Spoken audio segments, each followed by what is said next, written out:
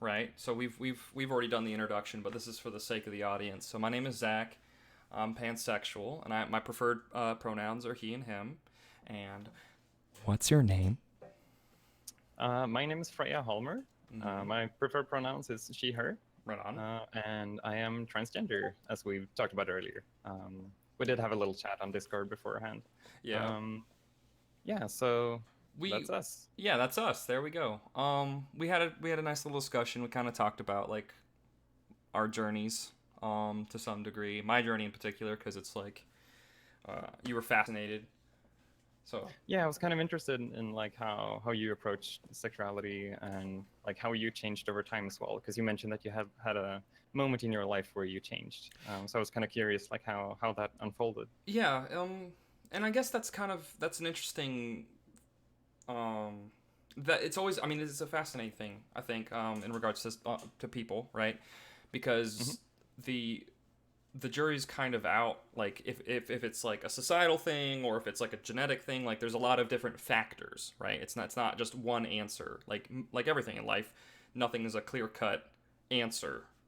So that's why I was just like, I mean, I'm just a confused young lad. Um, Yeah, well, now I'm a little more certain in myself. yeah, it is kind of interesting. Like, I wonder how, like, if people are more bisexual than they, like, Let the on. society tells them that they Yeah. are and that they let themselves be. Yeah. Like, I think most people probably are more bisexual because of societal pressures. I think if you look at, cultures of men where they tend to be kind of, they use gay and faggot as Yeah, slurs, yeah, right? yeah. It's kind of shitty, and it kind of suppresses that whole, being homosexual seems to be a negative thing Yeah. in those cultures. Like it's probably not like by intent. They're probably not like, explicitly homophobic, but they kind of are implicitly. Yeah. So It's yeah, because they're uncomfortable with the part of themselves that, well, this is part of the whole idea behind some poisonous mentalities. The traditional sense of masculinity. It's yeah, this not to attack someone who's traditionally masculine. That's not the point. It's the point of that there's this sort of otherization and like you shouldn't have feelings, that kind of thing. Especially yeah. in America, there's these waves of like you shouldn't have feelings, you should be manly, you need to be rugged and stoic, and that's where that whole term of like toxic masculinity comes into play, and that's like where people sort of don't want to deal with the fact that I might like cute guys, or I might like cute people Mhm. that are maybe a little more masculine or whatever. Like people don't want to ask people are it's harder to ask those questions about yourself and be more comfortable about them, you know? Yeah. Yeah, Um, although, like that being said, I'm glad it's changing now. It seems oh, like people are much more open about talking about sexuality and gender and all of those things, oh, for right? sure, for sure. It's amazing. It really is. It it astounds me. Like the person that I am now, I'm not the same person I was a year ago, or even 2 or 3 years ago. Hmm. And I think the societal pressures of being more progressive and open about who you are as a person and how it's okay to have feelings and like all this other stuff, like it's sort of bridging the gap and making this sort of movement more um, I don't want to say popular for lack of a better word, but more accepted. Yeah. So Freya, I know a little bit about you, but maybe not everybody watching knows a whole lot about you. Hmm. So you could just maybe give us some hobbies, some stuff you like to do, some things you do for work. Okay. Your So Tinder bio, basically. Just my like Tinder bio. yeah, yeah. I can dig it up. Um, no, so all right. Well, I am a game developer, so I've been working in the industry for, oh God, how long now? I think maybe 7 years, 8 years. I'm not entirely sure. So yeah, I've been into game development for quite a long time, Hmm. which and all of that started out, playing lots of video games Yeah. and eventually going into the modding community, making levels for various games. I think I think Serious Sam was probably the game series that I started out with, Wow, doing like that's a proper level design. classic. That's a classic, Yeah, right? I feel so like not a whole lot of people know about Serious Sam. I think it's a pretty good game. Like especially the second encounter, that was probably my favorite. Anyway, the level editor was really really good. for Series Sam, and so that was kind of like the first time I used an editor that had, 3 viewports. It has creating It was more geometry in and depth. shaping level. Yeah, Yeah. it wasn't just a tile-based thing. So that kind of got me into properly making levels, and that kind of evolved into working with other engine like let's see, the Elder Scrolls engine. I've used that one, Oh, as right on. well as the what's it called, Hammer for Team Fortress 2. So yeah, I think Team Fortress 2 was probably the game that launched me into doing this professionally. So yeah, I started studying game design and working on indie games on the side. So Did you go to school for for game design, or was this all self taught like disciplines? it's a bit of a mix of both. Cool. I would guess it's mostly self-taught, Right on. but going to a game design school is so helpful in other ways. Like you get to meet so many people, and all of these people are going to be in the industry. So For networking knowing all purposes, of them it's is extremely useful. Yeah. yeah. So yeah, like wherever you are in terms of how much you know about game development, it's super useful. So yeah. Right on. So that's cool. It's yeah, I find myself kind of dabbling in everything in regards to stuff that's creative. I mean, live streaming, YouTubing, everything really. Mhm. And I find that the most the easiest way really to like introduce yourself to those communities is being involved with them in some way and getting connected with people like that, or people that are pursuing a career in that field in some way, whether it be on a Discord server, whether it be in the classroom, especially because these are your not only are these your peers that you might be working with locally, but these people you might make connections with and build projects with, way far into the future as well. So it's good, I think, is as much as it's good to have your own independent knowledge and like learn all those processes. It's good to sort of involve yourself and get connected network wise. Yeah, absolutely. And then there's also the aspect of getting to see what the like not only your personal skill set, but also getting to see what the industry is like. Like what Oh, is it like to work in a AAA studio? What's it like to work in a smaller studio? Like the answers to these questions, you kind of have to like either be there or talk to people who have been there. And especially at the school I went to, all of the teachers they were working in the industry. So we never had a teacher who was just a teacher at the school. So you could ask them pretty much anything about what it was like working in the industry, which was extremely useful. Again, yeah, which is amazing, yeah, and it just takes time, like everything, like every process that you learn about or study, and even in regards to self-realization, it takes time. In Mhm. regards to that time, like so sort of take a pivot into a To different transition. to transition into a new direction. I'm sorry. It's fine. um when did you kind of first realize that you might have been trans, or that you are trans now? um, so I think it was. I don't know if it's a year ago at this point. I'm Mm, actually gonna have to look this up. by, So it by kind all of means. started out. So I think I'm trying to think of like how much I should back up. Um, So, like growing up, I've yeah, of course, I was born male. Growing up, I've never really uh, thought that much about gender. Mm, It was never really something that was on my mind. So, um, so when you talk about things like gender identity, like how did I feel as a person, and I never felt like I never felt like a woman, but I never felt like a man either. I was just there. Um, but I had some vague feeling that I wish I was born a woman, but I kind of dismissed it. I never took it seriously growing up. I just dismissed it as like, well, that didn't happen, so tough luck. That tough whatever. luck, yeah. Yeah. So I kind of just didn't think about it that much. So what changed a year ago was that I was doing a cosplay project for a character that was female. Cool. And to me that was mostly just fun because it was the character in Overwatch called Mei. So Oh, that's I my like favorite May. character from that game. Right And on. so we had a 3D printer at work, so I was making the glasses and and the hairpin and all of that stuff. Cool. Yeah, so that was a fun project, but I never really took it. Like, to me, transgenderism was never on my mind while I was, doing this. I was more like, oh, it should be fun to cosplay, a character from a game. That you Um, like, this is the character yeah, that you yeah, love, or like a yeah, lot. exactly. Yeah.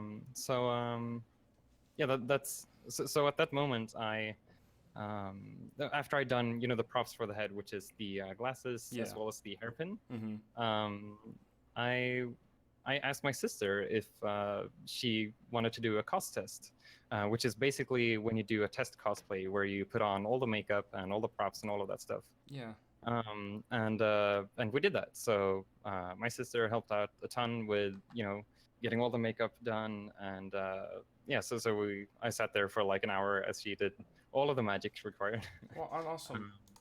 Yeah, and when I looked at myself in the mirror after all of that was done, I just felt something I'd never felt before. It just hit me much harder than I expected. And it wasn't just like, oh, I look pretty. It's more like I wanted to inhabit this somehow. You Which felt it more at took me. home in this feeling, or like you felt. At home is a difficult Y- word because like y- I'm not used to wearing makeup, so it's still like a mm-hmm. kind of an unknown environment. Mm-hmm. But I did feel something that I'd never felt before, and so it was, yeah, it was really, it was an interesting moment introspectively. So but at that time I didn't really like come out to anyone once I felt that feeling. I was more like, okay, this this was an interesting thing. I was like, okay, this probably doesn't mean anything. I kind of just ignored it. I was like, okay, whatever. I felt that feeling. Maybe I just thought I looked good or whatever. Um, so yeah, so I kind of tried to ignore it, right? Um, I I tried to not think about the feeling I felt there, but then like I just couldn't stop thinking about it. And I started to thinking like, well, what if I'm actually trans? Um, and I went for like months just trying to deny it, trying to like do something do something else. Yeah. But it was kind of like every moment of silence was me thinking about that. Like every time I went to bed, I was like curious to read more about like what are the paths I can take forward, and how, like, what is transitioning like, and like how does gender identity work? How does all of this work? Because like I was so new to this, I Yeah. had knew like nothing about transgenderism at all. Um, so yeah, and again, like after all of those months, I just couldn't ignore it. So I felt like I had to come out to people. So I started doing that, Hmm. and yeah, after about a year now, I guess, we're here. Yeah. Right on. That's a. I think for me that's a question I've always been curious about. Like, and it's kind of hard to ask sometimes. I mean, most people that I interact with within the gay community, or within the GSRM, Hmm. um, they're always very open and friendly, and they're typically not too harsh when you have genuine questions that you want to ask, and not something that's very like inflammatory, or basically like if I had something that was intrinsically a part of my personality, or the way I outwardly express myself, and someone wasn't being a jerk about it, and they asked me, "Hey, what's this thing? What exactly? How does this all work?" And I explained this to them. If they came in from a place of wanting to learn, and just being curious, there's not an issue um, with that for me, especially with in regards to my pansexuality. If someone wants to talk to me about it, or they was like, when did you come to the realization, like how was the journey, Hmm. it's like if they're like asking me questions like that, or it's like, are you gay, like it's like, do you Yeah, do you like boys, it's like, well, yeah, I mean, yeah. yeah, Guilty, but like, how is that constructive anyway? It's not, this idea that the GSRM are like a militant group that are attacking people because of X, Y, and Z, because where the SJWs getting their fifis hurt is just not true. Is just absolutely not Yeah. true. Well, There's there are always those yeah. sections of Well, humanity. there, Like in whatever yeah. group you're going to look at, there are going to be extremists. There's extremists in every So single group or community. yeah, and The they're fringe people. also visible. So Yeah. that's the thing. Like they make a lot of noise. So if you look at any like right wing or alt right like video content on YouTube, they're gonna target the screaming SJWs at college campuses who Yeah, are the because it's most easy. extreme It's ones. low hanging Yeah, fruit. It's yeah, low effort. yeah, and then they're gonna like criticize the entire like left or LGBTQ movement from there, Yeah. which is just kind of silly. Yeah. But yeah. It's yeah, of course. It's just there's all kinds of like that's what the whole purpose of this show is, right? Like I just want to talk to people and I want to give a certain you're a person, you know? Like this you're not some other. You're a person. And that's where Yeah. eventually maybe I'll talk to other people under certain political affiliations and like maybe try Mhm. to help them see that and see I'm not sure if there would be a debate because I'd probably suck at those, but there'd definitely be a conversation happening. Mhm. Um, I don't think I don't think I'll ever platform anybody who considers themselves all right though. That's not something I'm comfortable with doing. Yeah. Um, Yeah, platforming is hard. You need to do it responsibly in a yeah, way. yeah. Um, If you're unequipped to challenge their ideas with a strong argument, a yeah, logical argument backed up by facts and other things like that. Statistics and facts are a portion of it, rhetoric's a portion of it, and also dissecting their philosophy and showing people how ugly it is, spinning it and yeah. turning it, and that kind of thing. If you're Which is like equipped, most people aren't really equipped to do that, right? yeah, So that's the exactly, problem. exactly. So that's why I'm just like, no, Yeah, maybe one day, but not today. Um, yeah. So here's a question that might be I'm trying to word it properly, but in regards to hormone Mhm. treatment and therapy, I've had a few curious questions about it myself. Mhm. Are you on it currently? Is that something you're trying to go towards? Just before I go any further, I'm or on it currently. Yeah, okay, cool. I've been on it for like almost 2 months now. So Okay. My question would be, do you I mean, I'm sure there's some obvious things that make you feel different and visually represent differently. But my thing is Mhm. like, how do you view attraction? Is it because I remember ContraPoints talked about how on a live stream how, or maybe it was in a video, how she talked about how testosterone and now the influx of estrogen made her feel differently about attraction, like it wasn't as physical. Mhm. Does that make sense? Like Yeah, the yeah, I physical remember the element. video. Yeah. So is that the? Can you maybe dive into that a bit more, or like just maybe talk Um, about your own experience? so I think like one of the things that testosterone does is that it kind of puts your like libido on overdrive in a way. Yeah, yeah. So I guess like the one thing that I've noticed so far is that has dropped. Mm, But in terms of sexuality and what I'm attracted to, I don't think it has changed that much. I still feel predominantly attracted to women, but mm-hmm. like it's not unheard of that I've been attracted to men. It's just never something that happened in. Oh, are you flirting with me? Oh God.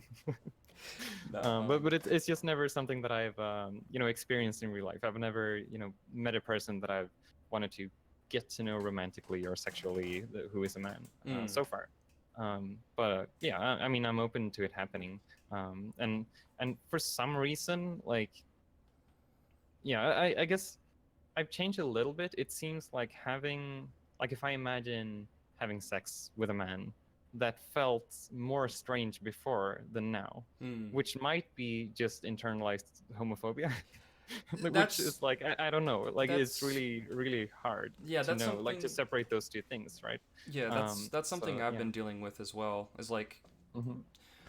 the emotional connection the emotional connection I have with somebody who's male or someone who's more feminine or anything under the spectrum because like I said I was pansexual or am Hmm. pansexual that's weird Yeah. um it's like there's this like I'm comfortable with a lot of stuff, like kissing, holding, the cuddling, the canoodling, being close. I just feel like um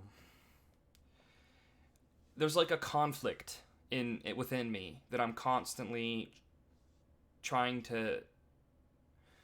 It's this fact that like there's this bubbling conflict that sometimes arises, and it's not What conflict? um the intercourse with a man sometimes Hmm. is kind of something hard to grapple with myself personally, just because of some things that I've had to endure in my past. Um, so it's a conflict that I have to grapple with. It's kind of me being comfortable with it's gonna just have to take some time, I think. Yeah. And I find that because there are plenty of people under the spectrum, people who are non-binary, who are gender fluid, who are trans, that I find very attractive, and I Hmm. like the way that they think and stuff. And then there's just some stuff that I need to kind of work through, and I feel like they're I don't want to I don't want to put somebody in a position where it's like I'm uncomfortable with some things, and I basically how I see it is when I was dating somebody who was gender fluid, I would talk to him about like there are some portions that I'm trying to get accustomed to in regards to like connection and uncomfortability and things like that, and it's like these are things that I want to do. It's just there's a an uncomfortability, and I don't know where exactly. Well, I do know where it comes from, but I don't think it's something I want to get into. But Yeah, feel free to. You don't have to like explain all yeah, of your yeah, yeah, history if you're not yeah. There's comfortable. yeah, All right. there's just a portion of my history that's uncomfortable, and Hmm. that makes that conflict arise, and it's frustrating because these are things that like I like to do and I have fun doing, and there's moments where it's not really an issue at all ever. Hmm. It's just sometimes there are these things that bubble up, I guess. So, and it's also Yeah. like the only, especially if you're all of your experience on all of your not know-how, but just all of your life experience has only been with one gender. It is new territory, and it might be foreign and hard to grapple with some of those internal processes. You know what I Yeah, mean? and I, Like I it's guess not. that kind of applies to anyone who's like, if you've never had sex before, like then Yeah, that process is going to be new to you as well. So for I think sure. people go through that Yeah, generally. Yeah, yeah, yeah, but I can definitely see that it's going to be like a new territory and terrain to explore, right? for sure, for Then sure. there's all like the practicalities, like how do you Uh, have sex with this type of I anatomy? yeah, But yeah, I'm yeah, I'd argue that yeah, exactly. That's exactly yeah, absolutely correct. Yeah, I'd value. Yeah, those are all accurate. I'd consider that all accurate. Yeah, it's not just the anatomy. It's the feeling of it. What does this yeah, of mean to course, you, yeah, and the whole package, right? the whole kit and caboodle. Yeah. So that's interesting. Um, good conversation. Um, how do you feel about like comedy and comedians um making jokes that include trans people? Maybe like there are a lot of comedians that are kind of out of touch and say things that like they don't really understand and that come off sort of bigoted.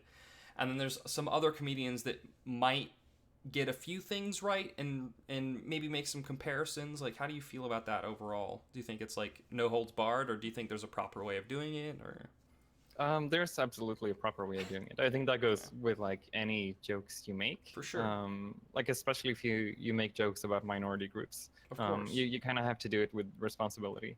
Um, but I mean, I think there's definitely space for jokes there. I mean, if you look at we mentioned ContraPoints earlier. Like her channel is super nice, and it's got like so yeah, many jokes that yeah, are it's related to transgenderism, yeah, which are funny.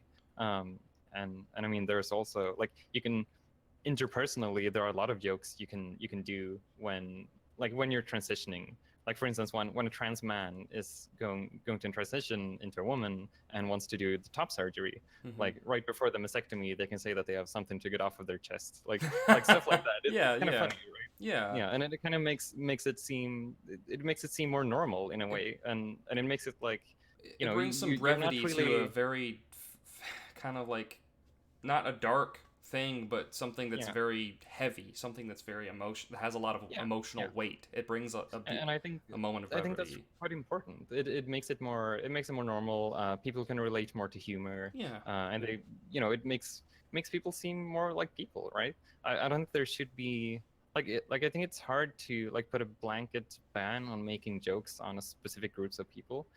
Because I think like making jokes about a group of people, it doesn't really have to target that group. Yeah. It can be relatable to that group. For sure.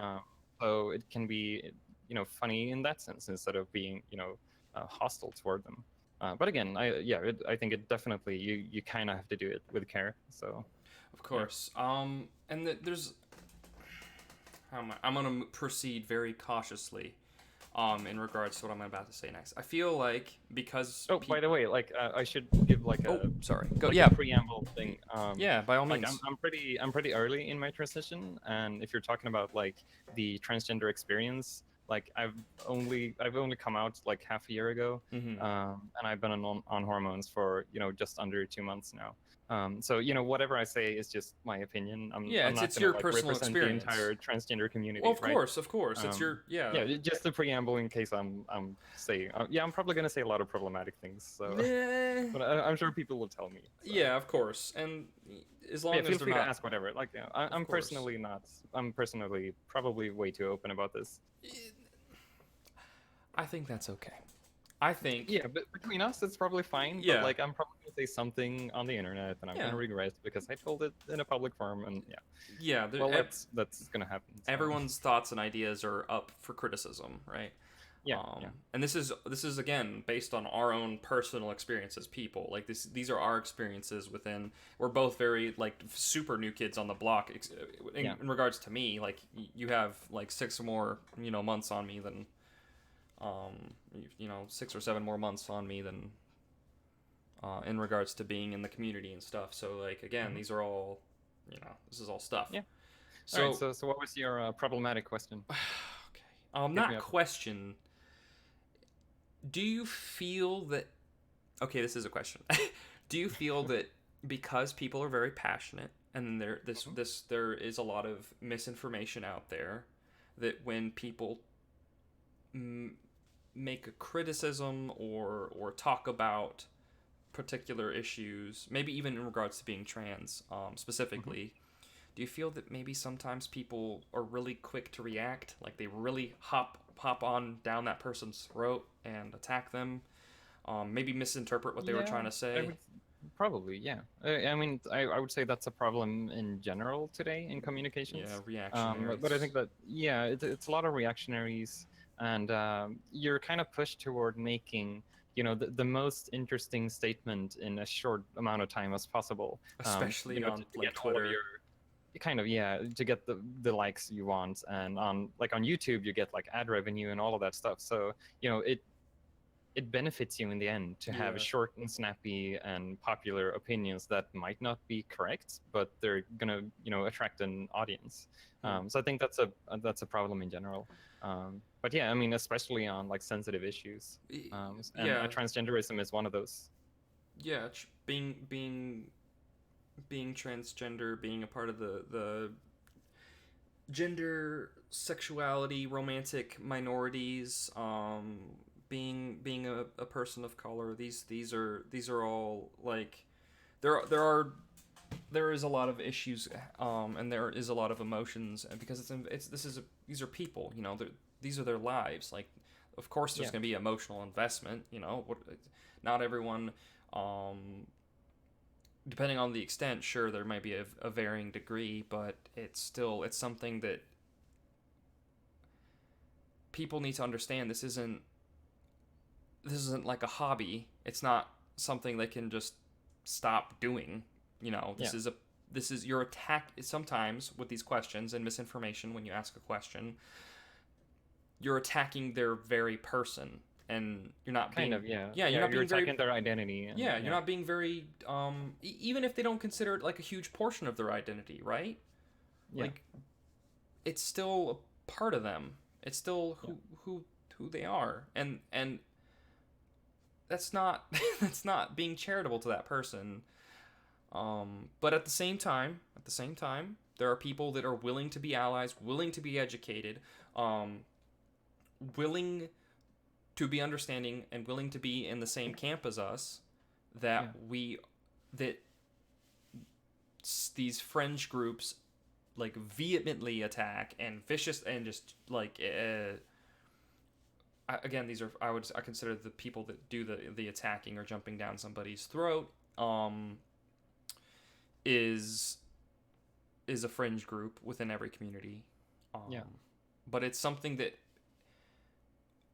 maybe we could Again, they're very visible. That's yeah, again the problem. So it looks like that's the mainstream opinion, right? precisely Yeah. because they're the most vocal, and Yeah. maybe there's some way we can police that vocal element on some level. I'm not sure if there are people that do that already, and honestly, that's kind of a big task. No, wait. You were saying? To police someone, to like to be like, hey, that's not healthy. You know what I mean? Yeah. And then you get Don't. accused of tone policing. Yeah, yeah, but Yeah. it's like online. When you're reading someone's text, you read it in the mood that you're in. So if people were personally attacking you, and say I come in, stepping in, trying to make a discussion and trying to explain things, they're not going to see it as me trying to explain things. They might see it as me being patronizing or condescending, and they're like, well, fuck you. Yeah. I'm like, and then it just makes me mad because I was trying to be an ally, trying to help them out, trying to help them understand. So Yeah, and like people don't always want to have advice. Like it's kind of where mansplaining comes from, right? Where people get unsolicited advice. yeah, So yeah. I mean that can happen too, right? True. Yeah. You're right. Oh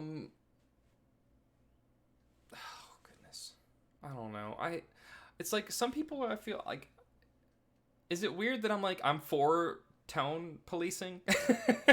like. Like it depends on what you mean by tone policing. Like there are so many different ways of doing it, right? Yeah, like it can mean many things. This like is if you very mean true. tone policing like with a literal police, then like that's a whole different topic than people telling their friends like, hey, you the probably cis shouldn't. hets get the bullet. No, Yeah. no, God no. It just people. It's people just need to. I feel like people need to stop, take a moment, breathe, and especially in the text format, they need to give the most charitable interpretation of that person's text before they attack somebody, or before they. Well, they should at least read it honestly. Like I don't know, giving it the most charitable interpretation is a bit too far, I would say. Well, it's like if you have someone on the right, like a dog whistling about something, then you're not going to do that interpretation of it, right? Of course. You should kind of like read into it. Of course. So to some extent, I don't think you should like attribute malice unnecessarily, of course. But I think you should try to see what they're actually saying. Yeah. Yeah, trying to see what they actually say and try not to let emotions blind you. Yeah, as they so often do, which is, I mean, I do it all the time. When I'm in a bad mood and someone texts me something, I'm like, what the fuck do you mean? So it's natural. It's a part of being this weird thing that understands what logic and reasoning is, but also has feelings about, cute things and people and stuff. So it's like that duality. Yeah, I mean, sometimes it's hard to also suppress that. Like, you do get your feelings in the moment, like whether or not you want them. There's plenty of times that my feelings get hurt by something that somebody said, and I have to take a moment, and I'm like, is that because I'm insecure about this thing? Is it because, like, I don't know. I feel like maybe we're explaining this to people that already get what we're talking about, but then probably, yeah, they understand. It's like we're just they having know. a chat. Yeah, we're having a chat. Yeah. What kind of issues in particular? I mean, there's a varying degree of issues like rights within the workplace, rights to own a home or property. I mean, at least in the U.S. In regards to trans issues. But is there like a specific one that might affect your life more? I mean, they all affect your life, but one thing that you might see being a major issue in your life, I guess. Um, I feel so incredibly lucky and privileged to say that I don't think any of these affect me that much. Yeah. But like again, I was born in Sweden, and we have a really good society here. Most of my friends are incredibly supportive, so Yeah. um, so yeah, like I'm happy to say that for me at least, like it hasn't been that difficult. Like I guess it's mostly the introspective part and Yeah. like seeing, because this kind of took me by surprise, and that made me question myself. Like, well, what do I actually Mm. feel like? What do I actually want? How Yeah. do I relate to relationships? What do I think of gender in general and all of those things? Like it kind of threw me off. Yeah. But in terms of the work I do, in terms of society in general, I feel really secure, at least here in Sweden. I guess like traveling is a bit more uncomfortable for me now. I do have a group of friends who were like, "Oh, let's go to Russia to visit Moscow," and I was like, "Well, if you go there, I'm not gonna join. Like, Yeah. it might be a beautiful city, and you're probably gonna have lots of fun, but I'm gonna be too scared. That's just not gonna work." Yeah, there's a lot Um, of issues in Moscow now, and especially like recently, the last like 5 or 10 years. yeah, yeah, It's like there's like a portion of Russia that was sending people to camps because they were gay, like yeah. you know. Yeah. So it's I like can imagine. yeah, it's But then, horrible. yeah, then again, you have like Trump doing the transgender ban in the military. Like that's Yeah. like that whole thing. Like I'm hoping society is not going to move more in that direction because then that's kind of scary. And I'm also hoping that it seems like a new movement with all of the alt-righters and the Ben Shapiros, Yeah. who are just anti anything that has to do with gender. I'm hoping that's just a short phase or just people who were always there, but they now have a voice, and they're probably not going to have a say in anything ever. But yeah, Yeah, it's socially there's a lot of issues like this that yeah, we progress one way and go back another, and especially in America, oh god, I could go on yeah, forever. yep. God, it gets my like blood boiling, you know. Like it's We probably shouldn't go on like a long Trump rant, but I think we both agree that he's an incompetent person who's doing very bad things. yeah. um Yeah, there's no studies that show that being trans affect your service in military. yeah, There's little to no evidence that people are using their medical benefits to transition.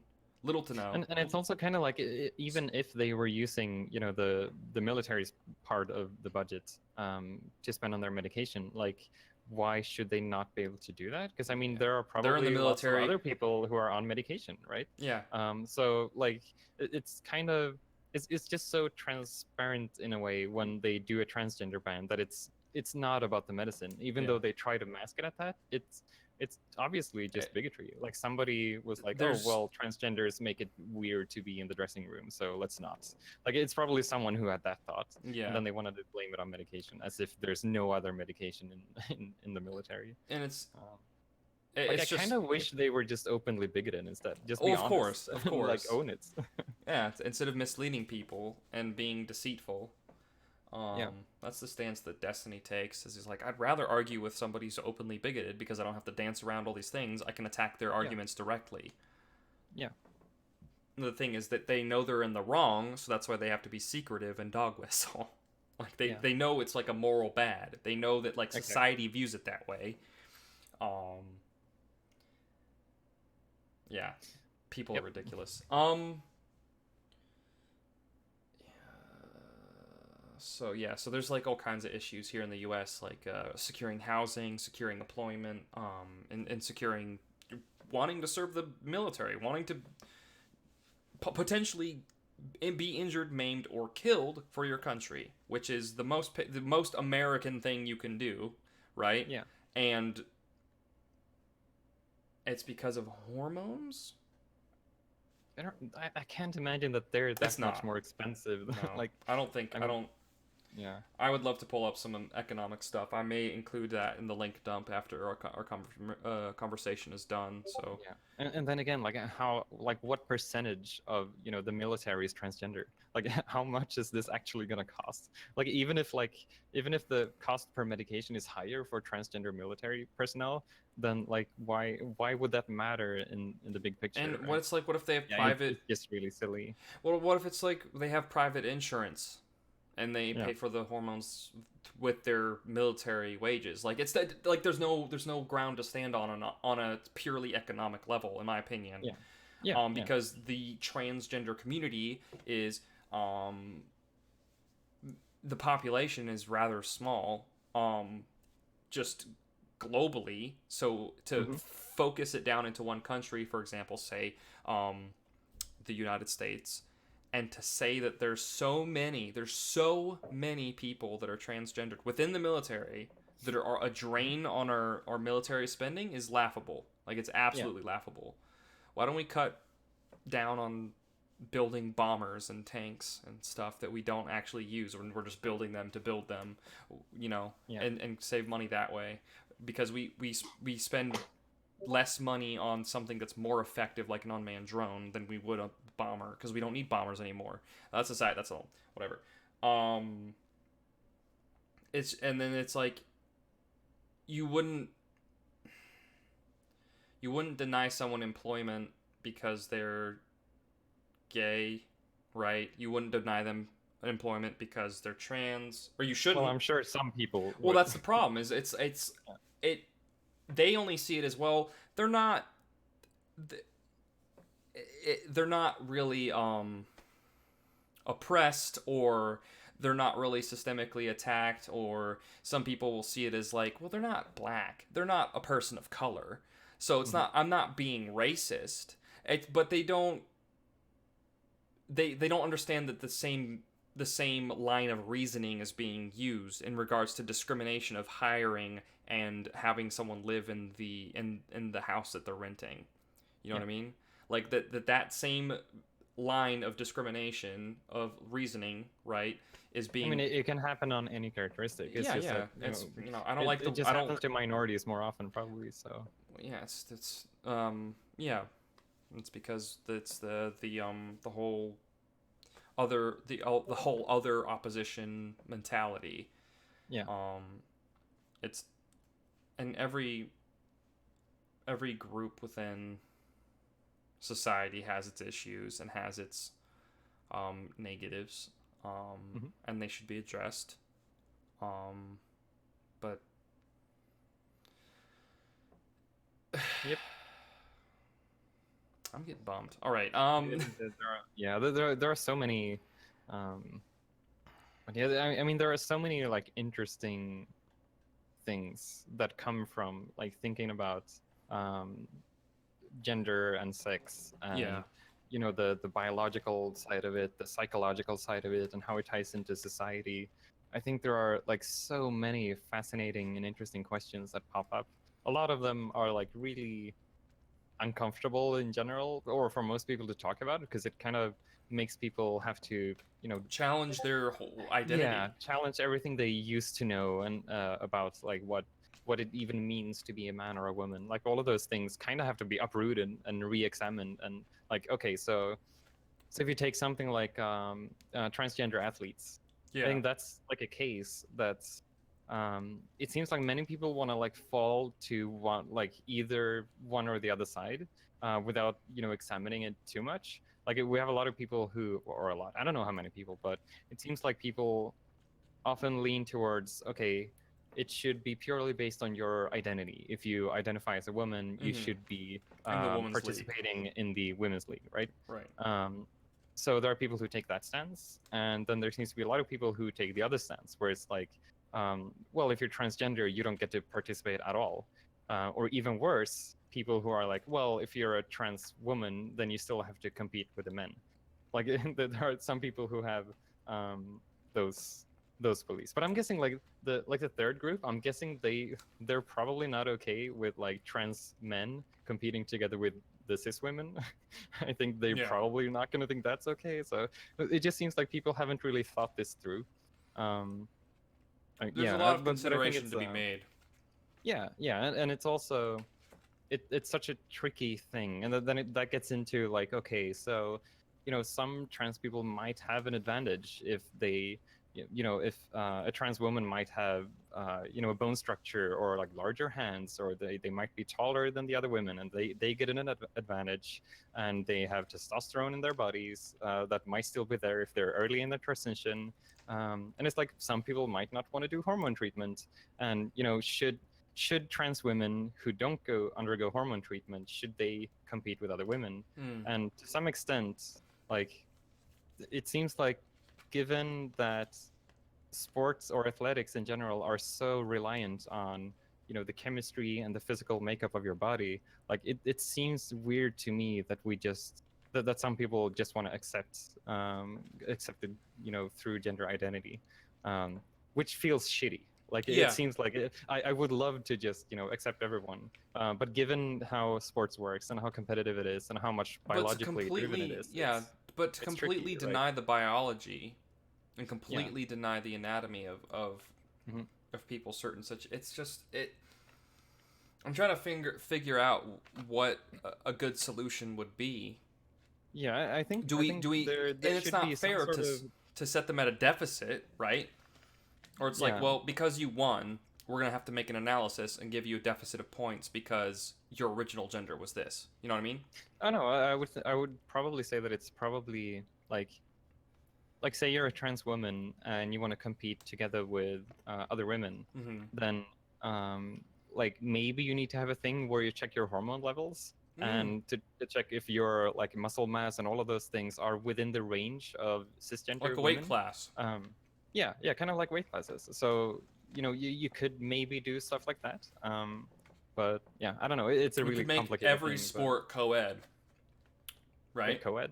Yeah, like every instead of having a women's league and a male league, it's just bam, just like this. And Yeah. the best athletes, period, are gonna be on those teams. But the problem if you do that is that men are going to dominate the physical Yeah, that's sports true. in That's general. true. That is true. So that's kind of why we have that division in the first place, right? You're right. Um, which is I was like, living in fantasy land. I'm sorry. yeah, then that's like perpetuates stereotypes of like, oh, look, women are weak and they're bad. Yeah, They're you're not right. making You're it to the right. top I'm league, and sorry. all of those things. I was being Which is really terrible. optimistic. Yeah. I was like, yeah, equal. Oh, right. Forgot. We don't live in a vacuum. We don't live in a vacuum.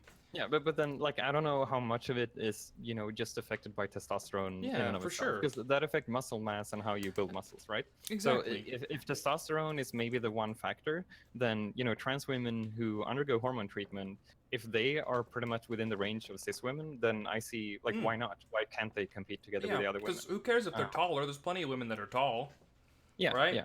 Like unless they're like way outside the range, but I'm guessing that's going to be like super exceptional cases. So yeah. That might be an interesting. Like you take the a baseline for everybody, and if it's within the baseline, then there shouldn't be an issue. I think the problem is that there are probably more factors than just just the baseline of testosterone, right? yeah. So yeah, Yeah. it's tricky. It is a tricky issue, and there's no one solution. Yeah, no, at least not yet. There might be later As we develop more as a society. Yeah, Like technologically speaking, even because like our understanding of anatomy, like we still don't really understand how the brain works. Yeah. So it's like all these. Yeah. There are so many like complicated questions when it comes to things like that. I mean, you had the drama about transgender people in bathrooms, for instance, and that whole thing. Which I think the bathroom case is the easy case. If you have like locker rooms, that's a more difficult case, or like public showers. Yeah, it's tricky. Like these things don't really have an easy answer. But and it seems like most people aren't really comfortable discussing it or trying to find a good solution. They don't want to. Well, yeah, sometimes. But So yeah, I think people want to have a solution, but they hardcore go in one direction and don't really consider alternatives. yeah, Like well they I think people, like some people go like, oh, well, they should just, go to whatever bathroom for their, assigned sex at birth, which is really bad. because if they're Or taking they should, hormones and they're presenting a certain way that's more feminine yeah, or yeah. masculine, you won't even tell. You can't even tell, Yeah, then and then that's not there's fair. people who go like, well, it should be based on your gender identity, which I'm leaning towards that definitely. Like, why not? Yeah. So, but it also kind of depends, I would say, because it seems like it kind of boils down to um, people, or at least society today. People are used to being around uh, naked people of the same gender, right? So kind of if you go to urinals, for instance, you're more okay with having seen another man's penis there because you're a man yourself, and that's societally more acceptable. Yeah. But like it it becomes trickier if you have someone who's like if you take the case of a trans man, like they're also gonna see penises. I mean, they do identify as a man, which is fine, but they don't have those genitals, and should that be okay? Yeah, sure. And like They just have. I mean, it's yeah, and then it's a question of like I would say absolutely. I mean, they should go to that bathroom. Like, why not? But it makes people, they kind of have to confront these things, and it seems like many people aren't comfortable doing that. So yeah, it's kind of a question of like what should we do in practice now versus what would be the ideal solution. Um, and I don't know, like to me, it seems like bathrooms shouldn't be gendered in the first place. It seems like a really silly thing to do. Like I think it should just be, if you go to a bathroom, it shouldn't be split by man or woman. It should, like, you should have like urinals to the left and stalls to the right, and then just leave it there, bam. right? Well, see, And that solves most things, right? yeah, but some people get uncomfortable. Like they're. I, I feel like people need to be comfortable with each other. You know what I mean? Yeah. Well, who do you think would be uncomfortable in that case? Well, Because bathroom stalls are private, yeah, regardless of. that Yeah. some people. I'm just trying to. Me personally, I wouldn't give a shit. Mhm. Get it? Shit. All right. But that was awful. No, but there are some gender critical people, perhaps, Mhm. that would feel that that's very. I hate to say this word, patriarchal. It's like men coming into our bathrooms, not even just people that are transgender or non-binary or something like that, but just Yeah. the possibility of a straight white male going into the bathroom and taking a leak Yeah. is probably problematic for some people on some level. Well, I don't. We shouldn't think... really consider their opinions, like especially Terfs. I fucking hate those guys. Well, I would say that then That's a like societal thing. they probably don't have that issue if they go to a place that have unisex bathrooms. Yeah. So I don't think their argument is like that's probably not coming from a genuine like concern. It's Yeah. probably just that they don't want to have assholes in their bathrooms, which nobody wants. Yeah. No. Yeah. But Everyone just needs to use. Everyone uses the restroom. Period. So yeah, it's okay. and It's a unisex safe. bathrooms exist, so it's like this already happens. And if they're uncomfortable going to a place that has unisex bathrooms, then that's I think that's going to be a problem for them in general. They probably have to confront that and deal with that. I guess like, what if I'm a company and I can? Well, actually, that's not a good argument either, because if I'm a company and I have the choice between making one bathroom or two, Mhm. uh, I would make the one. Because wouldn't it be Why? cheap? It would be cheaper. Oh, okay, sure. Yeah, less But yeah, plumbing, less time consumed. Right? It's more efficient. well, yeah, okay. I would do two bathrooms, Well, and you'd still just do have them two. be unisex. Oh, okay, that's fair. Because then there's no like, if people take time, then you don't have to yeah, send this them, is fair. This is for fair. practicality. It depends on the company size, but Yes. Okay. Now I understand. I was like, there should be, based on the company size, it should upscale. Like you shouldn't have one bathroom for a 14 yeah, floor yeah, building. yeah. That's accurate. So yeah, you'd have one or two unisex bathrooms. Yeah. Yeah, but I think like a practical way forward. I I think guess like for restaurants and liability. stuff. Yeah, restaurants. Like I think like my example is splitting it by urinals and stalls. I think Yeah. that's a pretty practical way of doing it because I think urinals have a practical use because they're really quick to use, and it makes for shorter lines. Mm. So I think there is a place for them in society. I think, but yeah, it's just that it seems silly to split it on gender. Yeah. Yeah. You know, because sometimes I need to sit down. You know. Yeah. Take a dump, and And like everybody can sit down. Like it might be better to just not have urinals and replace them with more stalls, and then you have more because places. you just put the lid up, and then if you're Yeah. a decent civilized human, You sit down anyway. yeah. Yeah.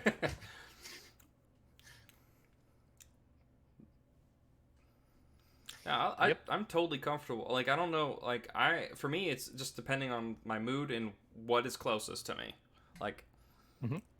like I'll sit down to take a leak. I'll stand up, use the urinal, whatever. It's whatever's closest, most efficient. Like Yeah. I have to go. Like this is it's not an issue for me. Yeah. But I just feel like some people are unwilling to ask those questions about like what's the difference between us really. We're all just people, Yeah. you know, that kind of thing. It's uncomfortable for those people. Yeah. Um, Yeah, for sure. oh man, that bathroom thing is such a.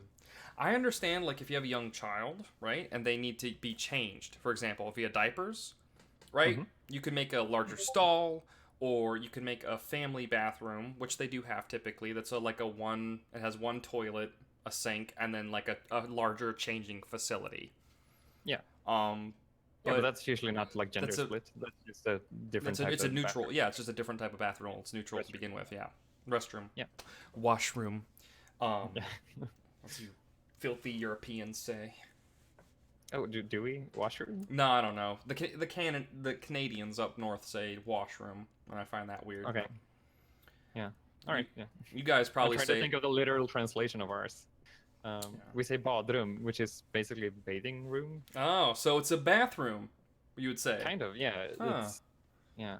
Cool. Oh yeah, bathroom is. Yeah. That's. Yeah.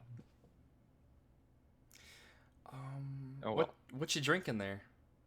It's just Coke Zero. Oh. I should have had like a glass of fancy wine or yeah, something. you just some whiskey or bourbon. Yeah. Coke Zero. Yeah. Sure. That's fair enough. I was drinking water earlier, and I'm also an actual Neanderthal, and I was eating because I was a little hungry. But Yeah, that's fine. I try to be quiet about it. Yeah, the bathrooms I think are like a little ridiculous. I think people just need to and kind of get over again, themselves, right? and again, bathrooms. That's the easy case. Yeah, Like that's the the bathrooms easiest. are easy because you have like separate and private areas. Yeah. The stalls you're not exposed to anyone else. Yeah, I guess until you wash your hands, but then who would care? Like you wash your hands next to people anyway. the Like, fact that you would care is kind of weird. Yeah, but I don't think people care about that. So Yeah. I think the thing people care about is the perceived invasion of privacy, right? Yeah. So if you have a public shower, that's Yeah. going to be way more complicated. So then I don't think I've ever seen a unisex public shower unless it's one of those outdoor things, but people would never really take off their clothes there anyway. Yeah. And for me, it's Unless like nudist beaches or something. yeah. For me, it's like hold on, I have to let this cat out of my room. He wanted desperately to be in my room. All right. And now all he wants is to escape. They just want open doors. And it's not. That's all. That's the thing. For me, I want a closed door. Yeah. So we're We have a constantly. conflict of interest. Yeah, we have a constant conflict of interest. So Yeah. that's why I'm like, you can be in my room when. I need to fix my posture. It is a challenge to get past that light. Everything else. So yeah, the for the showers anyway, in regards to say like a gym, there's a separate like changing facility. Like in at least the gym that I go to. So you would walk in to the locker room, put your gym bag in the locker, lock it up. whatever. Take your clothes if you didn't already change. Go into the changing area that's closed and change. And then Wait, is regards the changing area private? Is it um for one person? Or there's multiple stalls, and some of the stalls they also have oh, there are stalls. Okay, toilets. cool. Yeah, so there's Yeah, stalls as well. And then for that's the interesting. shower portion, each shower has a curtain, and there's like I feel like there's an like I don't feel uncomfortable taking a shower. I just close the curtain, I just do my thing. Like no big deal. Yeah. In and out like 5 minutes. Okay. So I feel like if Yeah. if we're already in this society, if we're already sharing bathrooms, and then we go into like the sort of the gym kind of scenario, Mm-hmm. it's I would argue that like a barrier would be enough privacy, right? And that idea Probably, yeah. it might not be thick Like enough. Like if it were a door instead of a curtain, that might be yeah, I think you would have to have some way, kind of like bathroom stalls, where you want to be able to lock them. yeah. I think you want to be able to have that secure privacy, whereas like nobody can't just barge in on your shower. Because Um, unfortunately, people are creepy. yeah, yeah, And and then I think there's a we have to work around that somehow. yeah And I think having if the showers had stall-like features, yeah. and if you had some dry place where you could change without being seen or looked at by others, then I think that's fine. But I think the problem now is that many public showers, or at least the ones that I've seen, they don't really have anything to for your privacy when showering, Oh yeah. or even in the changing room. Like So a it's kind of like, yeah, everybody's everyone kind of just just has to get naked around each other, right? yeah yeah. You got to get Um, comfortable. yeah, and again, like that's one of those things where people are used to doing it when they're um like growing up, when you have like um go to what's it called when you do the sports in school? Locker Yeah, room. whatever. When the the locker room in school growing Yeah. up, like you're used to being around naked people of the same, And born biological sex, right? yeah, that have the same Um, anatomical features. Yeah, so you're used to doing that. So I get why it kind of becomes uncomfortable, the idea of being naked around people of the quote unquote other sex. Hmm. So that's where it gets complicated, and that's also where, like, for most people that's not complicated. So in general it's fine, but then when you have people who are intersex or people are transgender, it gets like way more complicated.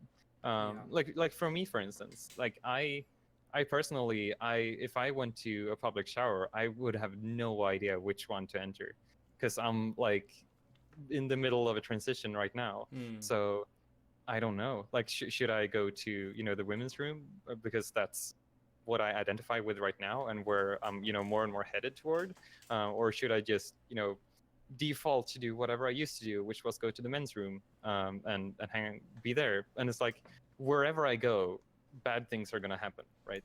Right. So yeah, I think it's a really tricky thing. Like maybe having like a separate, like a small changing room with like one shower for people who are outside of the cisgender norm. Hmm. Maybe that's a solution. That's Um, definitely like, especially within the current like couple decades, that might be a good way to yeah, yeah. transition. Yeah, and then you have like ideally everybody would have their own separate shower, but like that's going to require a lot of restructuring of the current facilities, I think, and it would also take a lot of space. Like it's very efficient the way it's set up right now, and I think most companies would probably not be comfortable changing it all up too much. So I don't know. I think my current stance on this is that it should probably have like a separate section, they can just repurpose some small like employee bathroom or something to a tiny one-person locker room for people who are outside the cisgender norm. Yeah, that might be a good solution. Yeah. Yeah. Ryan Gatz says gender stuff is hard. Yeah, it is. Wait, are people writing stuff? Yeah, they just Oh, said there we go. something Okay, in I chat. didn't see it.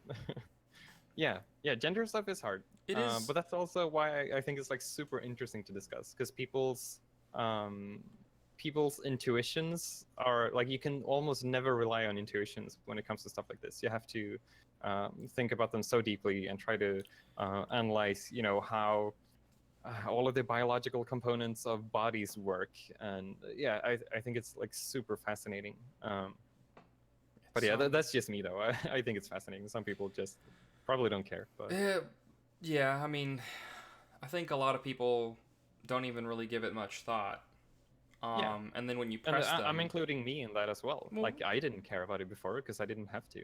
yeah, But now and that I kind of have to, it's yeah, interesting, right? yeah, I Um, find it interesting, and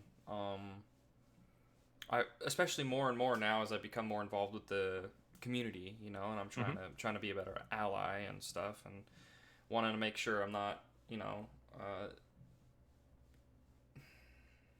I'm not, you know, I'm just being more open, really. So Yeah, thinking about it, and it's like, why? What is male? What is female? Right? What are yeah, these concepts? Right? And it's like, yeah. and Those then are you, so difficult. yeah, and Yeah, you keep like drilling it in, like asking yourself all these different questions, and it's like, well, yeah, I don't know. So yeah, so, and the fact that you sort of have to be comfortable with the unknown and maybe exploring what you do know and what you don't know and how that all yeah, works and being okay with that. Not everybody likes being uncomfortable on that intellectual level, even yeah, sometimes. Um, so it's like not making, but helping people make that first step into questioning what is gender, what is hmm, male, what is female, right? Um, it's like it's not society based on a societal level, like these things in anatomy or in like on a biological level are apparent, right? yeah. It's like it's a little, but even then, I don't know. There's French cases you can make. There's all kinds of stuff, Yeah, really. that's kind of the thing, right? It's like as soon as you look into these things, like it's really hard to define man. It's really hard to define woman. Like if you wanna have a definition that fits all the cases, it's almost impossible, right? Hmm. And I mean, and again, like these are things that I started thinking about more, you know, after I started my transition, um, because like beforehand, I was kind of in the camp of you know, well, you're either born XX and then you're a woman, or you're born XY and then you're a man. Yeah. Like that was kind of the simplistic thought I had before. And you know, the more I read about it, it's like, whoa, okay, so this is way more complicated. Uh, because I mean, even the term like biological sex is even that is on a spectrum, which is something I didn't know it was. Because you have all of the intersex people, Hmm. people who you know have a way different hormonal setup. They have their chromosomes are not XX or XY. They have a different combination, Yeah. and the way their body develops is you know sometimes it's just a mix of you know the two binary genders or the two sexes that we generally refer to. Yeah. It gets really fascinating, I think, to think about these things. Um, yeah. So then like if people ask me like what is a man, it's like, well, it's this kind of vague category of Yeah. things. um, because I don't know. I guess before I had sort of this view that if you're born male, then you get the XY chromosomes and you get all of these secondary sex characteristics, and you're born with a penis and all of those things. Um, but it's kind of the other way around, right? You get a certain hormone balance, and you're born with a penis, and that makes you male. Like it's all of these characteristics, they're inputs to our determination of are you male or female. Yeah. um, which is I guess there's like a slight subtle difference there, but I think it helps put things in perspective, because in the end, like male and female, they're labels and generalizations based on that biology in general, if you're talking about sex rather than gender. Yeah. Yeah. Because on a Yeah, societal level, gender is like, especially now, it's like, well, what's male? Well, playing sports. Well, actually, there's people yeah. that like playing. Oh, well, the bread maker. Well, actually, you know, the person making the most money. Well, actually, the homemaker. Well, there are people that, like, for me, example, that love to cook, that are okay with cleaning, that would be Yeah. completely fine raising Wow, children. you're such a woman. Yeah. Yeah, and I feel very comfortable saying that I'm male. Yeah. And it's like there's so it's like there's not. you can't really societally like put an exact. We're just Yeah. meat with a crunchy center. You know what I So mean? yeah, Like I don't know. I think I think a pretty interesting topic when it comes to sex and gender. This is probably going to be a bit controversial, and I'm sorry It's beforehand okay. to any That's people fine. who might be um, offended by this. But it is like I think one really interesting um, standpoint that I think people have in general, and um, I'm gonna give like the most shareable interpretation of Terfs now. um, Yeah. so I think something that's super interesting to me is like feminism in general has in general worked towards um, removing barriers between the genders and trying to show that men and women, they're very similar in so many ways, For and sure. most of the behavioral differences we have, they're based on societal things like pressuring men to do something and pressuring women into do something else.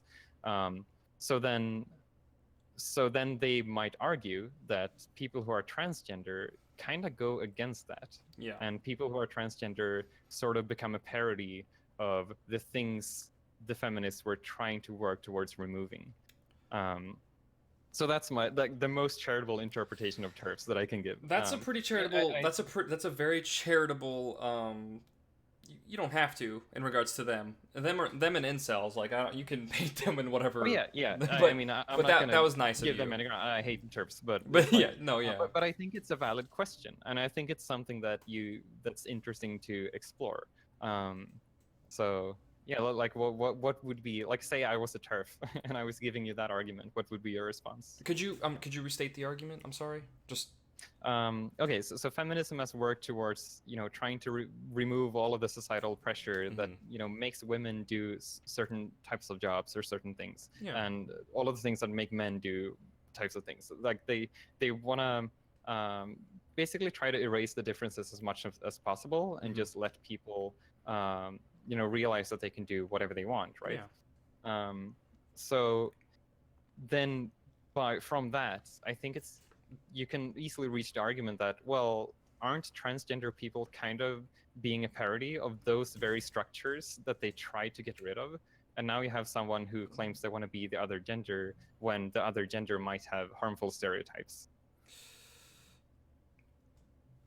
I would ask, or I would posit Mm-hmm. that just like being female, you don't have to wear dresses, Yeah. but that doesn't remove the fact that when that's at the typical female thing is like if you're feminine or you're female, you have to wear dresses and wear makeup and this and that, right? At least societally speaking.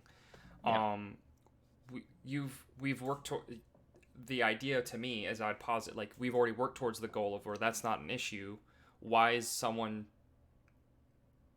expressing themselves in that way considered to reinforce like it doesn't I don't see how I try to argue that the the the the two are not connected, right? Yeah. There are plenty of trans gender females or that's either I'm not trying to I hope that doesn't sound bad. Wait, trans women? Yeah, trans women. Yeah. Yeah. There are plenty of trans women that don't enforce those quote unquote patriarchal stereotypes. There are plenty Yeah. of women that trans women challenge those patriarchal stereotypes. Yeah. So Yeah, I to think that's a good argue, response. Yeah. yeah, to argue that they're reinforcing them, right, is Yeah. is a massive misstep, right? Like I feel like there's Yeah. it's like they're I don't know. They're And, helping and further the cause of removing those stereotypes. and I think another problem is that if you have that approach and if you tell people, like if you have the train of thought where your image of a transgender person is parodying the other sex, then you have a pretty harmful stereotype. Yeah, you And have a again, like, yeah. and this doesn't like the thing is, like, trans people can absolutely spread harmful stereotypes, but so can cisgender people. So that's kind of the thing. Like, it's kind of this weird attack against transgender people, which is just kind of silly, right?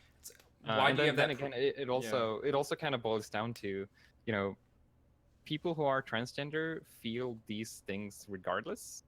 So it's like, it's simply put, you know, a very strong feeling that you just simply wish you were born with the other sex or other biological features. At least for those who are, you know, binary transgender. Yeah, I that guess are it gets binary complicated and if you're non-binary. yeah. Yeah. But again, I'd argue that non-binary, gender fluid, these are things. These are labels. I shouldn't say things. That's harmful. These are labels, and these are people that are challenging those stereotypes. And to think that you have an idea, right, a stereotype of what is female, is antithetical to your whole position. What do you mean? Well, it's completely opposite of their, like, if they believe that they're helping women and tearing down patriarchal stereotypes, the fact that they have a stereotype in their head is counterproductive. It is completely you know, well, does that make sense? I feel like sort of. I think maybe they would have the standpoint that like, I don't know Terfs. yeah. I might Same. misrepresent their arguments, but I don't really care. Yeah, exactly. So like, I think they would argue that, you know, dressing up very feminine is a bad in and of itself. Probably, don't you think? They would see it as a bad? Probably, yeah. Because then that you know, spreads the harmful stereotypes of women having to look pretty and, you know, being the delicate little flowers or whatever. Don't you think they might argue that? I imagine they. But yeah, I mean, that's something that's not, like, unique to transgender people either. So yeah. It's kind of a silly attack on transgender people. Yeah, it's attack on somebody who wants to dress or present a certain way. Yeah. And, like, in the end, like, everybody should be able to present however they want, right? That's kind of the end goal. And yeah, I mean, I've had people ask me that as well. Like, people who are intersectional. Intersectional feminism is that's the, I feel like those are the goals that people have, like bridging the gaps and removing those structures. Yeah. But, yeah, absolutely. Yeah. Ryan. Yeah, but I do think it's interesting. Yeah, Ryan has been writing stuff. Ryan's been writing stuff, and I appreciate you, Ryan, a great deal. I have a pretty middling gender expression, but I think most people who use gendered words with me, like sir, are trying to be kind / respectful. Yeah, there's plenty of sir, madam, ma'am. Like, I'll say, if I've been saying yes sir, no sir the whole entire day, and someone who presents a certain way that's feminine, I'll still accidentally call them sir. Like, it's not intentional for me. It's like, especially if I'm being kind of awful at my job. I don't have any, especially like. And I'm taking a tongue lashing, and then my boss happens to be male or female, the next thing I say in regards to being respectful and to either a customer or even a fellow employee, I might, like, sorry ma'am, sorry sir, you know. Yeah. So that's typically that's the interpretation I can understand. I think if they're being very aggressive towards you, and specifically like homing in on those gendered terms like sir, madam, bro, like it's like particularly maybe making stabs and being like aggressive towards you, that's when I'm like, well, what the fuck, back, you know. Yeah, there's always a distinction of, like, intent matters quite a lot. Like, if it's by context, mistake, then I personally think it's fine. Like, if you misgender me, then, like, whatever. But if you do it intentionally, then you're just being a real asshole. Yeah, and I say, I call everybody dude. Like, I call my mom and my dad dude sometimes. I'm like, they'll even tell me, don't call me dude, and I'm like, I'm sorry, dude. Like, it's like, it doesn't. Yeah. For me, that's like my gender. You would probably have to be careful doing that towards trans women, especially. For sure, I would say. For sure. Like, if they ask you not to do that, then I think you should at least try to respect that. Yeah, of course. And that's the thing. Like, if if I say something where it's like, and they're like, hey, if you could not, and it's like that kind of hurt, if they Yeah. mentioned it to me, that's something I'd be like, okay, boom, I'll do my best Yeah. not to do that. But I like it's something that it's like a part of my vernacular. Like I literally everything is a dude to me, which Yeah. which may Well, I sound mean, weird. like long term, and if a lot of people do that, then dude is going to become Yeah, a word that you can use for anyone. Kind of like neutral. the gender neutral word. Kind of Yeah, like guys. yeah, That's become like a yeah. non-gendered Guys word is now. kind of like At least in plural, but you. not Yeah, singular. But yeah. yeah. I say y'all because I'm Southern. You all. That's not gendered at all. Yeah, exactly. It's perfect. I think that's why so Yeah. many people on like Tumblr and other places they'll say y'all a lot, and I'm like, where do you live? Yeah. I'm not originally from the South. I moved to the South, so I'm an honorary Southern person, which is probably for the Yeah. best. All right. Ryan writes, "It's unfortunate that our respect words are so gendered." Yep. Yeah. People at my work use man and dude with all genders of employees. Yeah. Yeah. I use all y'all Yeah. and it's like yeah, y'all or so. I think using man and dude, it's again, it's one of those things where like if somebody takes offense by it, then Yeah. just try to respect their Well, of course. their If- wants and needs. Yeah, yeah. But other than that, I mean, to a I think you should be able to use them. Yeah, I feel like you should respect their wants and needs Yeah. as long as it's not like everything. It's like if someone's being really bossy and jerky to you and they're like, Yeah. I want all these things, and it's like, well, I'm trying to come up with an example. Like I feel like it'd be like treating somebody like a guest, right? Yeah. You don't make the person that's hosting you sleep on the floor, right? Yeah. It's like you accommodate as much as humanly possible, within a certain reason, which I use of course. tentatively, There's contextually. Yeah, it's kind of like if you start having. That's where it gets a bit Yeah. like, well, But this is also where like Jordan Peterson is yeah, ugh. so off the charts when it comes to interpreting that whole thing. Like that's also like he misinterprets it as misgendering someone accidentally is something that can get you fired, and that's not at all a what Marxist. it's about, right? It's a Oh, yeah, postmodern Marxist stance, and I won't have Jordan it here. Peterson, that's like an entire conversation in and of itself. There But, are yeah, so- people who but yeah, do well- a fantastic impression of Jordan Peterson on the Destiny server, and it is a I kick. can imagine. Oh, it's so good. Well, All right. it's so good. But yeah, so there again, you have the thing of intent, right? So if it's by mistake, it's fine. I would say, like, if you just want to keep misgendering someone, then of course that's fucked. Yeah. at a certain limit, that's abusive and it is harassing. Yeah. So yeah. If it's an accident every time, this is a new concept for a lot of people, right? Like if it happens, and it's contextually based. Like, Yeah.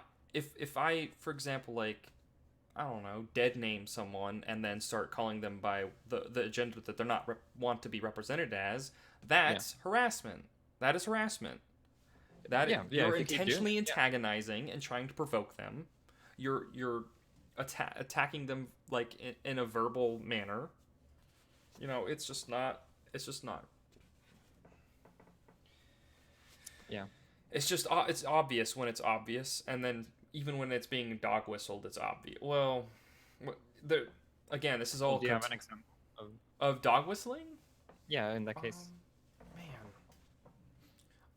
I'm trying to think. Well, I'm sure Jordan Peterson has plenty of them. Yeah, so- I'd have to rewatch one of his videos because he's. Yeah, it's kind of when they're talking about compelled speech. that's a dog whistle. Compelled speech, yeah. Yeah, like Steven Crowder. I don't know if you know of him. I do know of him. Yeah. Yes. So he's using that term quite a lot. It was like, oh, compelled speech and the laws in Canada, and it's like, what?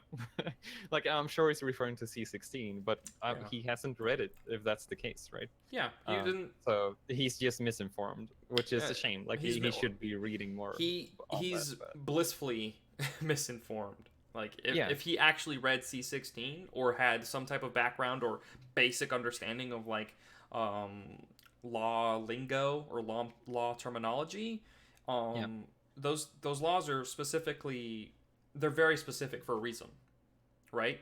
Because accidents and mistakes are human. Like, to err is to be human.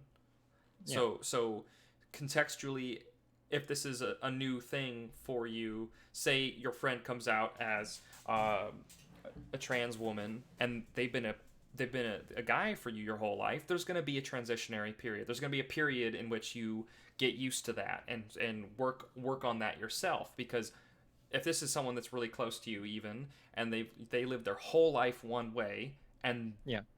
they make It's gonna that take a while to change, get used to it. there's going to That's be a period of trying to become accustomed to that. So yeah. within context, you're not violating C16 when that kind of stuff happens. You're Yeah. violating that kind of law when you're harassing someone, when Yeah. you're being antagonistic to the point where it's inexcusable even in law. Yeah. It's just it just feels I'm just so disappointed in people that they don't actually read what it is. Yeah, and it's also fascinating to me, like the people who misinterpret C16. I So some of them probably do it because, you know, Jordan Peterson or whoever else on that side of things just told people that it's a bad thing, that's going to be a slippery slope where you're going to get jailed because You give accidentally misgender you give a someone. fascist an inch, they'll take a mile. Yeah, yeah. But like if you actually read C16 and basically there were already laws against discrimination towards minorities. They had groups like marital status, race, ethnicity, and yeah, stuff like that. So these things were already there. The only thing that C16 did was to add gender to that list. Yeah. That was it. Yeah. And then like from there, you then have, you know, Jerome Peterson and Ben Shapiro and Steven Crowder. They're going like, oh my God! Now have you seen the new pronoun laws? And it's like, what? What are you talking about? There are no pronoun laws. They just added gender as a thing you can't discriminate against. And it's just frustrating to me that so many people are like misinterpreting this thing and just, you know, repeat the talking points of, you know, other people instead of actually looking into it. When I was more right leaning a year ago, even, I'm more like anti SJW in my past. Yeah. Unfortunately, that is true. Yeah. Well, I was kind of transphobic in the past, so it's we have our issues. Yeah, but we changed and we grew. Yeah. You just that's just you just it's easier to be lazy and then to look into things like looking up the PDF, up the PDF, or finding the PDF of C16, or like watching a few different videos and reading a few different articles is harder to do than clicking a YouTube link and watching that. Yeah.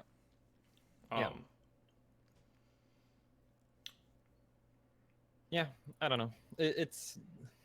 I guess there should be some way of making these things more accessible and making critical thinking easier. But I guess it's hard. But maybe we just need to like teach people quite early how to do that. Critical thinking. Because it doesn't take that, like, it's not that much work to do it once you like know how to do it. But it's just getting people there. That's the problem. Critical thinking classes and like rhetoric, understanding what rhetoric is and how it works. These are classes that I'd like to start as early as, like, you know, elementary school. Yeah. Maybe you can ask the skeptic community and see if they have some plans in making people more skeptical. Yeah. They have a lot of complaints but levy no solutions. Yeah. Oh man. So if you could time travel, from say where you are now, back in time to your younger self, is there any advice you might give them, irregardless of being trans, even? Well, that's a really hard one. Yeah. Let's say you travel back a year and a half from to me specifically. In the back, yeah, to you specifically. Or maybe even people that might be going through what you went through. This is hard because I generally I very rarely regret things because I take almost everything as just a learning opportunity, and I've known that That's has healthy. shaped me. Yeah, that's healthy. Um, which again, that's like a scoop of privilege there, but you know. Yeah. But yeah, I think in general, there are very few things that I regret because I think I've developed in ways that I wouldn't have otherwise, and all of the things that I've experienced have shaped who I am today. And I think I don't know, throwing that off course by taking a guess that saying a thing to my past self would help somehow Yeah. seems scary. So I don't know, but in terms of giving people like if I'm talking to other people, then it's a Yeah. different thing. Yeah. So if I'm talking to other people, um, when it comes to things like being transgender, Mm-hmm. I like it seems to be like generally. I'm not entirely sure. I haven't read studies on this, but it seems like generally, like the thing that most transgender people regrets is not transitioning earlier. Hmm. It seems to be common everywhere I read about it, and it's also the same for me. Like I think most people would want to discover this about themselves as early as possible. I would guess, but then again, like I'm not sure. Maybe discovering this very early can cause psychological distress that might, in practice, make it difficult for you to study or whatever. Like I think that might even have been a thing for me. Like if I discovered this earlier, maybe it would be harder for me to go on a trajectory to go into the games industry because of societal issues or personal issues or whatever. Yeah. But yeah, I think like people generally want to transition as early as possible. So I think people should explore their gender expression. Like if you're a man, try dressing up more and expressing more feminine. And if you're a woman, try expressing more masculine. And because that's, at least for me, that's what made me realize this thing about myself. So yeah, I mean, yeah, I guess it would be nice if I had learned about this earlier. I think it would be good, but Yeah. That is interesting. Um. yeah, Ryan writes, Yeah. I also might not have ended up in games had I thought more about my gender and sexuality earlier, which is a bit of a scary thought. Yeah, Yeah. yeah, which is like, again, like I don't know where my life would have went if I discovered this about myself earlier. Hmm. Like one thing um, that I've this is gonna be, I don't mean to disrespect people now, so sorry in advance. So it seems like especially among young people within the LGBT community, it seems like many of them kind of make that their entire identity, Hmm. and I personally wouldn't want that to happen. Like I'm first and foremost, I'm a game developer, and I like to do all of those things. I like to make music and all of those things. Like on my list of things I am, my gender identity is like far down the list.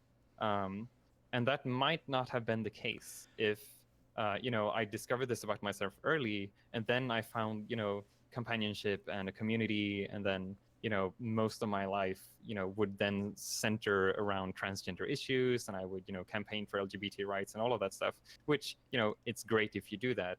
It's just not who I feel like I I am. guess. I don't know if you get what I mean, but No, I understand. I but can understand and again, the. I'm generalizing so much right now. Yeah. So This. yeah, I I'm not understand this. definitely not saying this about every young LGBTQ Yeah, person, but I understand the sentiment for sure. I feel like maybe that comes from a sense of wanting and belonging, as especially as a yeah, teenager. yeah, That's something that exactly. that becomes difficult. But Or then is again, very like is very maybe it difficult. would be the other way around. Like if I discovered this early on and I really did become involved in the transgender community or in the LGBTQ community and I loved it, and then I discovered game development later, maybe I Yeah. would say the same thing. Like, Yeah. oh, like I don't know. Maybe I would say the same thing about discovering game development early. Like I don't know. Yeah. It's a kind of a But tricky question, right? But yeah, I feel like young. I, I say young people, but I'm still 24. mhm, Teenagers really try to find and look for purpose. So I feel like they attach themselves to communities and things like Yeah. in their hobbies and like mutual, like I'm a punk rocker, or like I like video games, so I'm a gamer. Those kinds of attachments.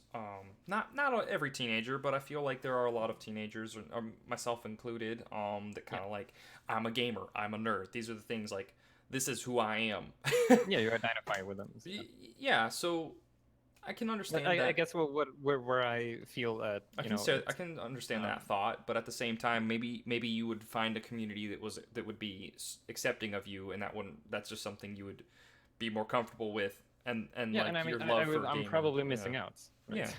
Like there are probably communities that I would love to have grown up with Oh, that for I sure. didn't. Yeah, Um, but yeah, I don't know. It just seems to me like if my life, like if I would compare like having my life center around my gender identity versus having my life center around game development, one of these is like more productive in terms of getting a job and working in some sort of industry and true. doing things I really like. Whereas the other one is mostly like something that's sure it's great societally, but it's also harder to, get a job in that. But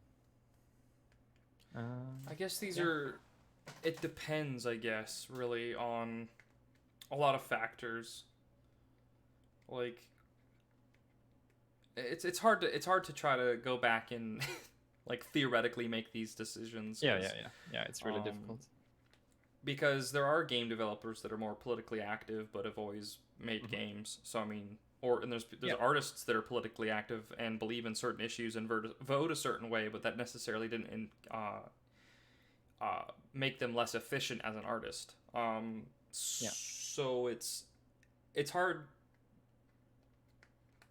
to really, unless you do it, you don't know, right? So it's hard to take that position, but I can understand that thought process for sure, and I can understand like where those and even Ryan is saying, my main worry would have been that I would have considered game design too masculine and avoided it. I don't want to think that I would make such a personal decision based on my own gender biases and sexism, but I don't know what I wouldn't have, that I wouldn't yeah. have. That's Yeah, hard to tell, yeah, right? you, But I mean, given how people are driven to different types of line of work depending on sexism, that can absolutely happen. So yeah, I understand the that's a concern. that's a Um, possibility. yeah. So yeah, it is tricky. Yeah, But again, we're just talking hypotheticals, of which is course, like yeah, we don't know. yeah. We have no idea, and you know what? The person you are Yeah. now is the person you were meant to be. Yeah, that's kind of the way I'm thinking now as well. Like Yeah, again, like I tend to not regret anything because I'm I tr- am who I am, and I'm pretty happy where I am. I'm uh, trying to not regret stuff, yeah, but it's difficult sometimes. I think maybe I just have this. I'm like I'm pretty much never concerned about things that are out of my control. Those just don't exist in my head because there's nothing I can do about them, and so why should I, occupy brain space? Uh, Yeah, so I guess that's why I very rarely, think about the past and wish something was different because it's not useful. Um, but yeah, maybe that's just me. I'm yeah. also That's I've probably been very lucky to not have grown up with depression or anxiety and all of those things because that's or yeah, yeah, that's loads of really other hard to deal with. hosts of other things. Yeah, that's for sure. Yeah. Yeah, and that's Yeah, to I'm glad I'm recognize. just afflicted with transgenderism. Afflicted. Yeah, I'm sorry. It's fine. Yeah. So you said that you were a game developer first in your Yeah, mind, and that I think that's. I mean, I feel like that's the overall goal, is to identify yourself as something that you care about, that you're passionate about. That's not really particular one thing or another. This is you. This is who you are.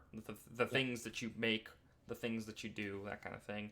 And you talked yeah. about how you were sort of a serious Sam fan, and you started with mods, and you branched out from there.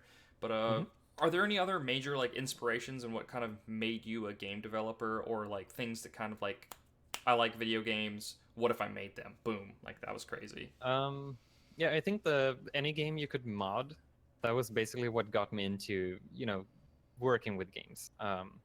but there are a lot of games that I enjoyed that maybe didn't particularly contribute to me wanting to make games. So I guess that was mostly the modding aspect of things. But then again, I mean, there are lots of games that I enjoyed. Like I think Worms Armageddon is a favorite of mine. Yeah, it's a good game. I suck at it so I think bad. Trackmania was a game I played way too much. Oh, God. That was probably like, I don't know, 5 years of playing almost nothing but Trackmania. Man, 5 years of that's it. Yeah, Man. God, that game was like so up my alley. Right. Oh God, That's yeah. intense. That's intense. Passionate. Passionate. Yeah. Um, But yeah, I guess I think Team Fortress 2 was probably what tipped me over. yeah. Because that's when I started doing serious level design and serious playtesting, and talking to other level designers and being like super involved in the community. And it's what tipped the so scales. that was probably Yeah, right on. Yeah. That's so cool. So like you're more invested in the community. Mhm.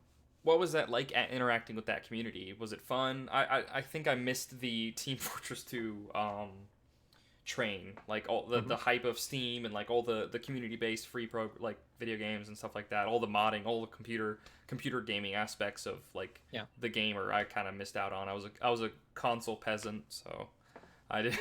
I mean, the community was great. It's nice to have, there are so many people who are helpful in modding communities. Yeah. And people tend to share things so readily because, everybody's making this for free. Like there's no profit involved anywhere. Well, there was sort of in Team Fortress 2 later on, but that's a different. No, well, you could, if you were lucky, Valve would curate one of your maps, and then they would, you would get royalties when people did a thing in game that could get you money. So there were some like economical incentives later on, but early on people were just sharing tips left and right. They were just wanted giving to help like make template people... maps for game modes and all of those things, which was great.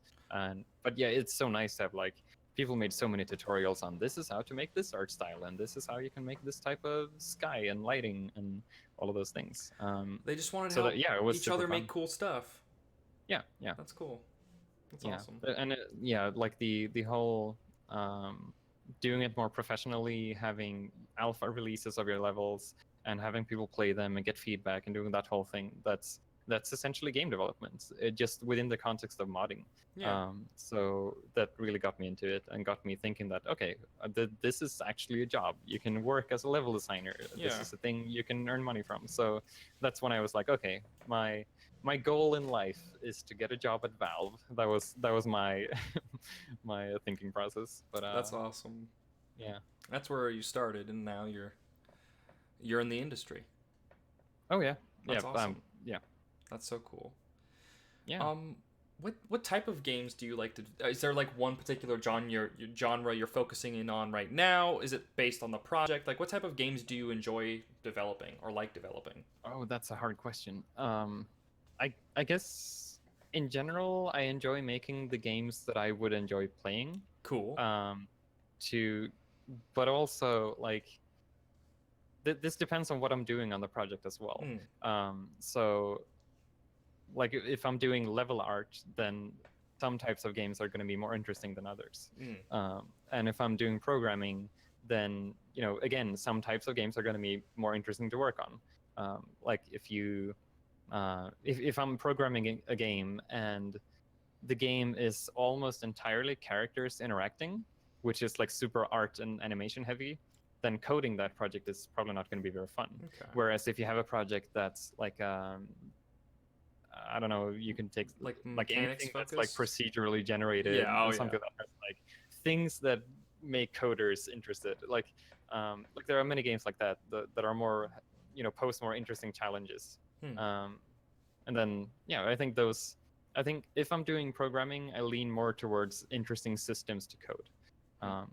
But yeah, I mean, for most of the smaller projects that I've done at home or when game jamming, I really like doing skill-based stuff where the gap between a new player and an experienced player is as big as possible. I think that's like super fun because I think it's just fun to see people who get skilled at anything And if I see someone get skilled at something I've created, it's so interesting to see, and it's so fun to just see that whole thing unfold. That's cool. I That's a think very I interesting generally lean aspect. towards that. That's a very cool. That's like a. I would never.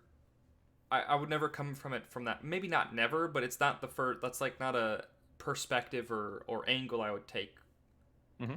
in that regard. So that's very cool. That also happened with level design. Like that was one of the primary motivators for me when I created a level for Team Fortress 2, and I go on a server and the server hosts my level. Just playing inside your own level That's and seeing other people having fun, like it was just blew my mind. Like to have 32 people on a server enjoying something you created, it just felt so good.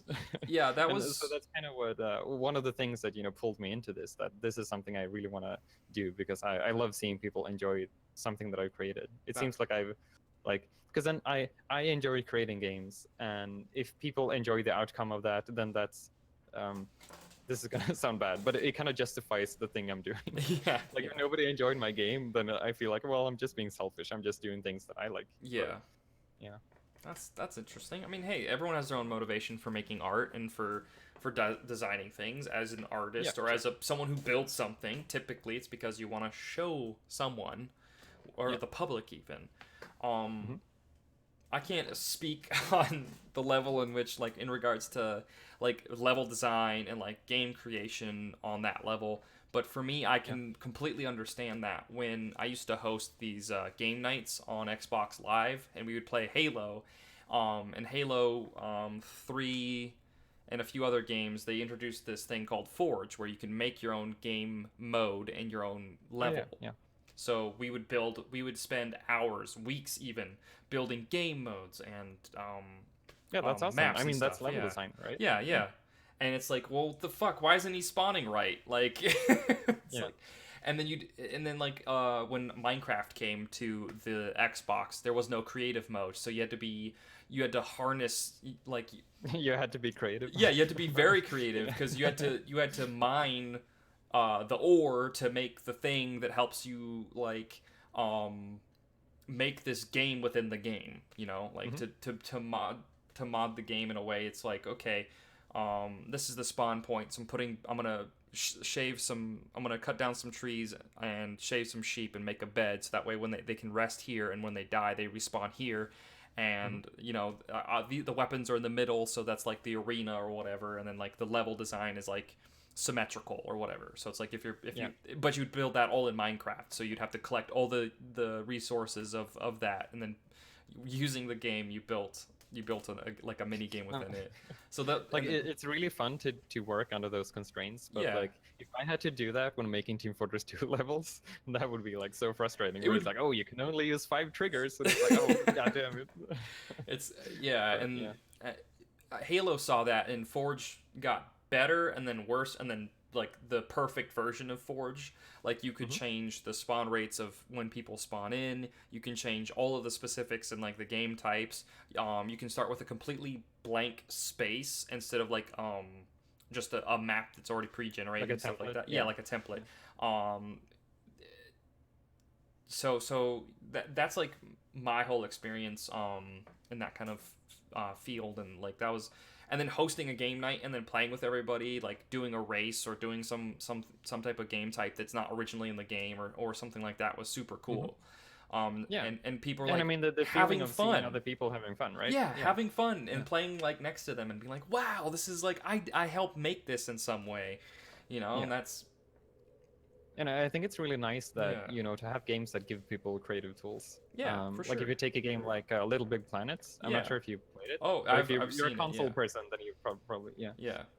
So that's a game like it's such a powerful creative tool, and I think it's really nice to have these games that can inspire people to do these things. It's the new wave of game developers. Maybe that's what helped them, because like maybe they weren't. They were lucky enough financially to have a console, but maybe they didn't have enough money to like say have like a gaming PC. So and Yeah, well, or the patience. yeah, that Like, too. like Yeah. if you want to use like proper game development tools, it's not as fun as using the Little Big Planet editor. So I Yeah. mean, you know, video game level editors as a gateway drug. I Yeah, mean, as a like gateway drug. Yeah. to That's getting you yeah. know the getting into the heavier stuff. Yeah, for sure. But yeah, I mean that's what I did. So Oh man, that's yeah, that's a good analogy. Here, you gateway yeah. drug. Uh, Time to, yeah, I mean, game development can be harmful as well, so yeah. be Oh, for careful sure. with Oh, crunch yeah. time and all of that. Yeah, So of don't course. start on those drugs. But Yeah, those crunch oh well. times, man. Like, I'm a huge fan of Halo, so like I would watch all the documentaries of like how they'd be Mhm. stressed during crunch time and like Oh the yeah. oh dude, it was like seeing it was like my heroes. I'm like, these people at Bungie made this thing and it was so Yeah. awesome and I love that level, and then they talk about it with the same passion I feel about it, and it's just like, dude, games are so fucking cool. Games are so Yeah. amazing. Yeah. Yeah, it's like it's like the most complex form of media that we have right now, Oh which yeah. is also like participatory, which Yeah. is it's a pretty unique thing, um, and also something that I personally think is really fun to work with because I've sort of like even though I started out with level design, I've like veered off into programming, and then I just did like game design, and then I went into doing 3D art, and then I started doing technical art. So it's like I've like been all over the place in game development because there are so many things you need to make a video game because there's not just it's not just like in music there's a lot of work making a song, but then in the end it's just that song. But in a video game you have songs as well as everything else like programming and art and marketing and business, and like there's a whole plethora of things you need to learn to do in game development, Yeah. which to me is really fun because I enjoy learning those things. I think it's super interesting to have been in the field of programming, to have been in the field of 3D art, and then kind of landed in the intersection of those two, which is technical art. Hmm. And again, it's just fun to see all the different aspects of game development and try to yeah, I think it's just like super useful to do that. And but yeah, you're not a game developer, so I was going to pull a lot of analogies or whatever, but it's not going to work. So I never mind. mean, maybe But, there's somebody out there that'll appreciate it, but Mhm. what I hate about the general populace and how they view video games is they don't consider it art. And it's how I don't can really care if people consider it art or not. I think Like, it's an I don't art. know. I mean, They're just wrong. yeah, well, yeah, that's true. But, It's like, yeah. but they don't make that leap where it's like, well, they don't even think about like, well, there's like 3D artists, concept artists, composers, sound people who do sound design, people who, it's like all these different things. It's like I think they would argue that the end product is not art, but the individual components within it is.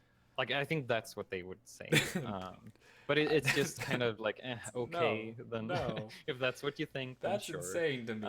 That's it. But maybe it's like one of those like I don't know, anti-business stance where it's like, oh well, they're just being forced to do this thing because an executive told them to make this game because it makes more money, and then they don't want to call it art. But I don't know. No, even if it's I think it's just a silly argument. Like I don't know, most things are art to me. well, Like sure. if it's something that people create, then it's art. Like I'm not gonna like. If the person start that's comparing building about it. something is an artist, Yeah. and it Well, they don't even have to be artists. I think. Yeah, okay, this but is true. they're building something with intent Yeah. to evoke any type of emotion in any type of person, and if that's a thing they did, then that's art, whether they like it or not. I would say. Ryan's asking you a question. Read Tech tech art. art. How do you feel about Shader Forge now? For perspective, I'm an FX artist, so I use shader editors all the time, and I always really like Shader Forge from back on the beta thread. Oh, thank you for using Shader Forge. That's nice of you to say that you liked it. Way back in the beta, that was a long time ago. What's Shader Forge for the Oh shit, am I gonna have to explain what Shader Forge is? Just okay. maybe very briefly. Okay. Do you know what shaders are? Yes. Okay, give me a quick definition of a shader. I'm not sure if even Is I can define a shader, but I'm going to attempt something that yeah, go for it. I'm stepping outside my wheelhouse, but Yeah. um, would a shader be a tool that you use to shade? Um, Kinda. Using the word tool is a bit strange. Is it like Okay, a so a shader is basically a piece of code that is run on the graphics card rather than the CPU. okay So it's generally used to make things look pretty or look the way you want. to to give So let's say you have water in your game, then that water is going to require a different shader than like a wall in yeah your game, it because a gives it wall is not transparent, it's not like refraction, doesn't have refraction or yeah it doesn't barely even ripple when things reflections. go into it yeah. Yeah. Yeah, So the so shaders shader are is like the basically a way of rendering different types of materials. I'm simplifying a little bit now, okay I but appreciate it. Yeah please yeah. do yeah Yeah.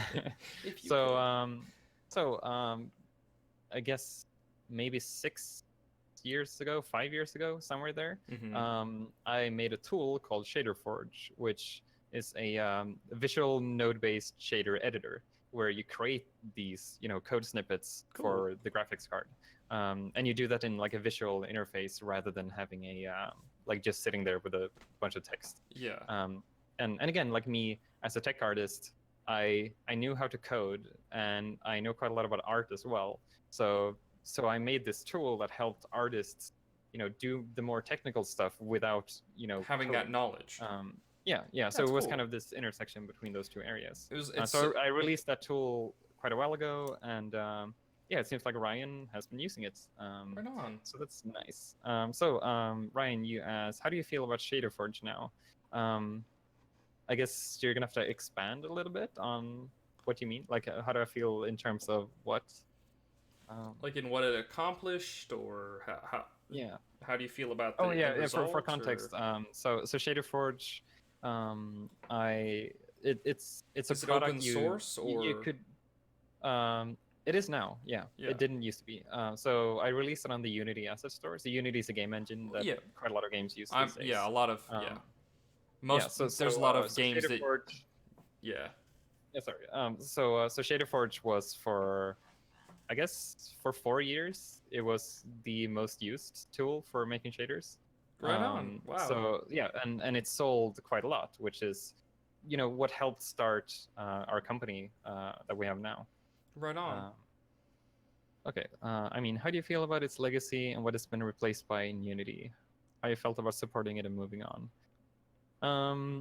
Yeah. So what ended up happening around half a year ago, I think, was that I had to spend more time doing work.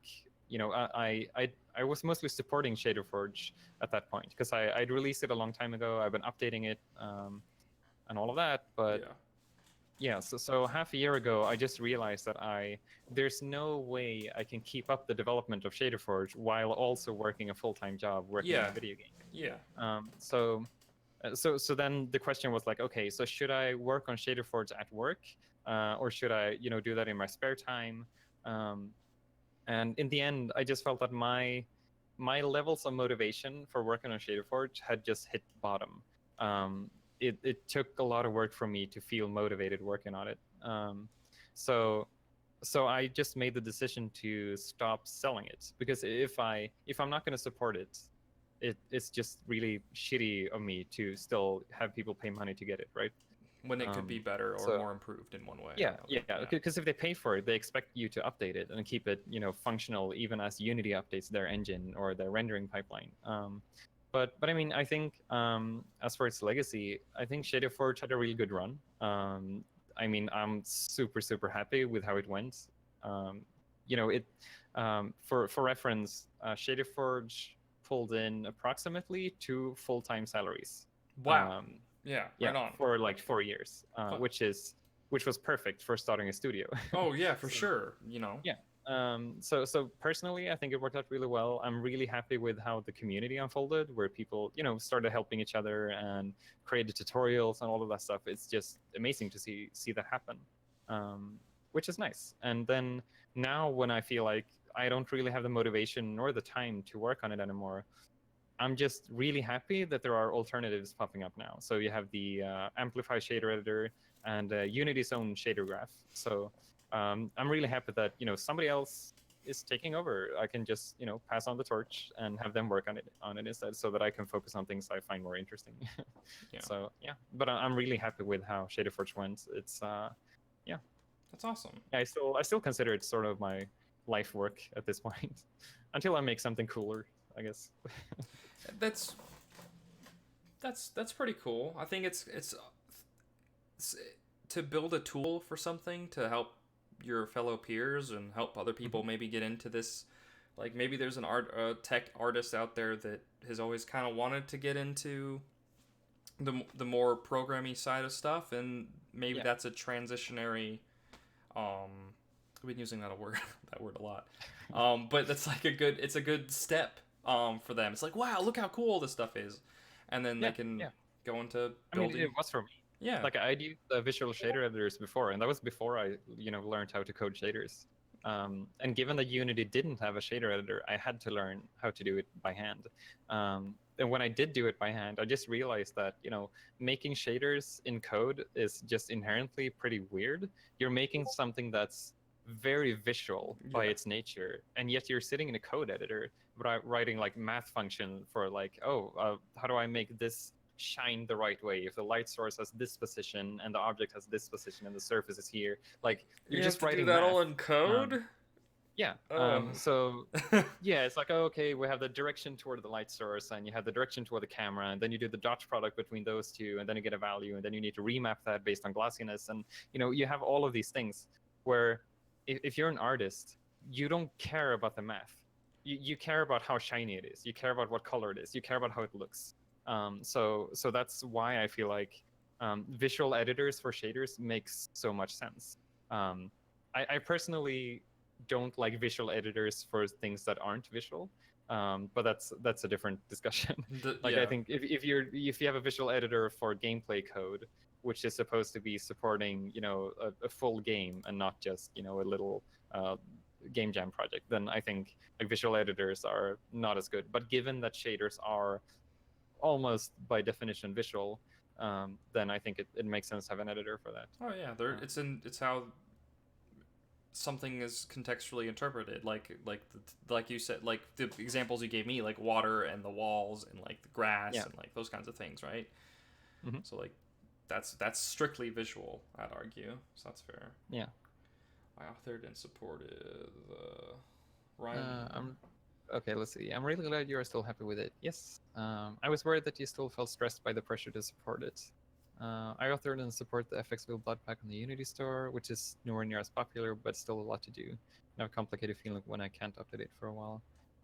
Yeah, that's the thing. You if you're an asset creator, you feel kind of stressed out. Like as soon as Unity updates their engine, you have to update like your a asset. Quite often, yeah, depending on what type of asset it is. Yeah. And that's it's some amount of pressure all the time in your head, where it's like, okay, they release a new update, so now I need to go back, open this project and reopen it, download the new version of Unity and reopen it there, and then fix the bugs or whatever, and then you have to recompile the DLL file and re-upload that and post an update. Like it's this whole process. So yeah. But yeah, like Ryan mentioned, like being stressed about the pressure to support it. I personally only felt that while I was still selling it.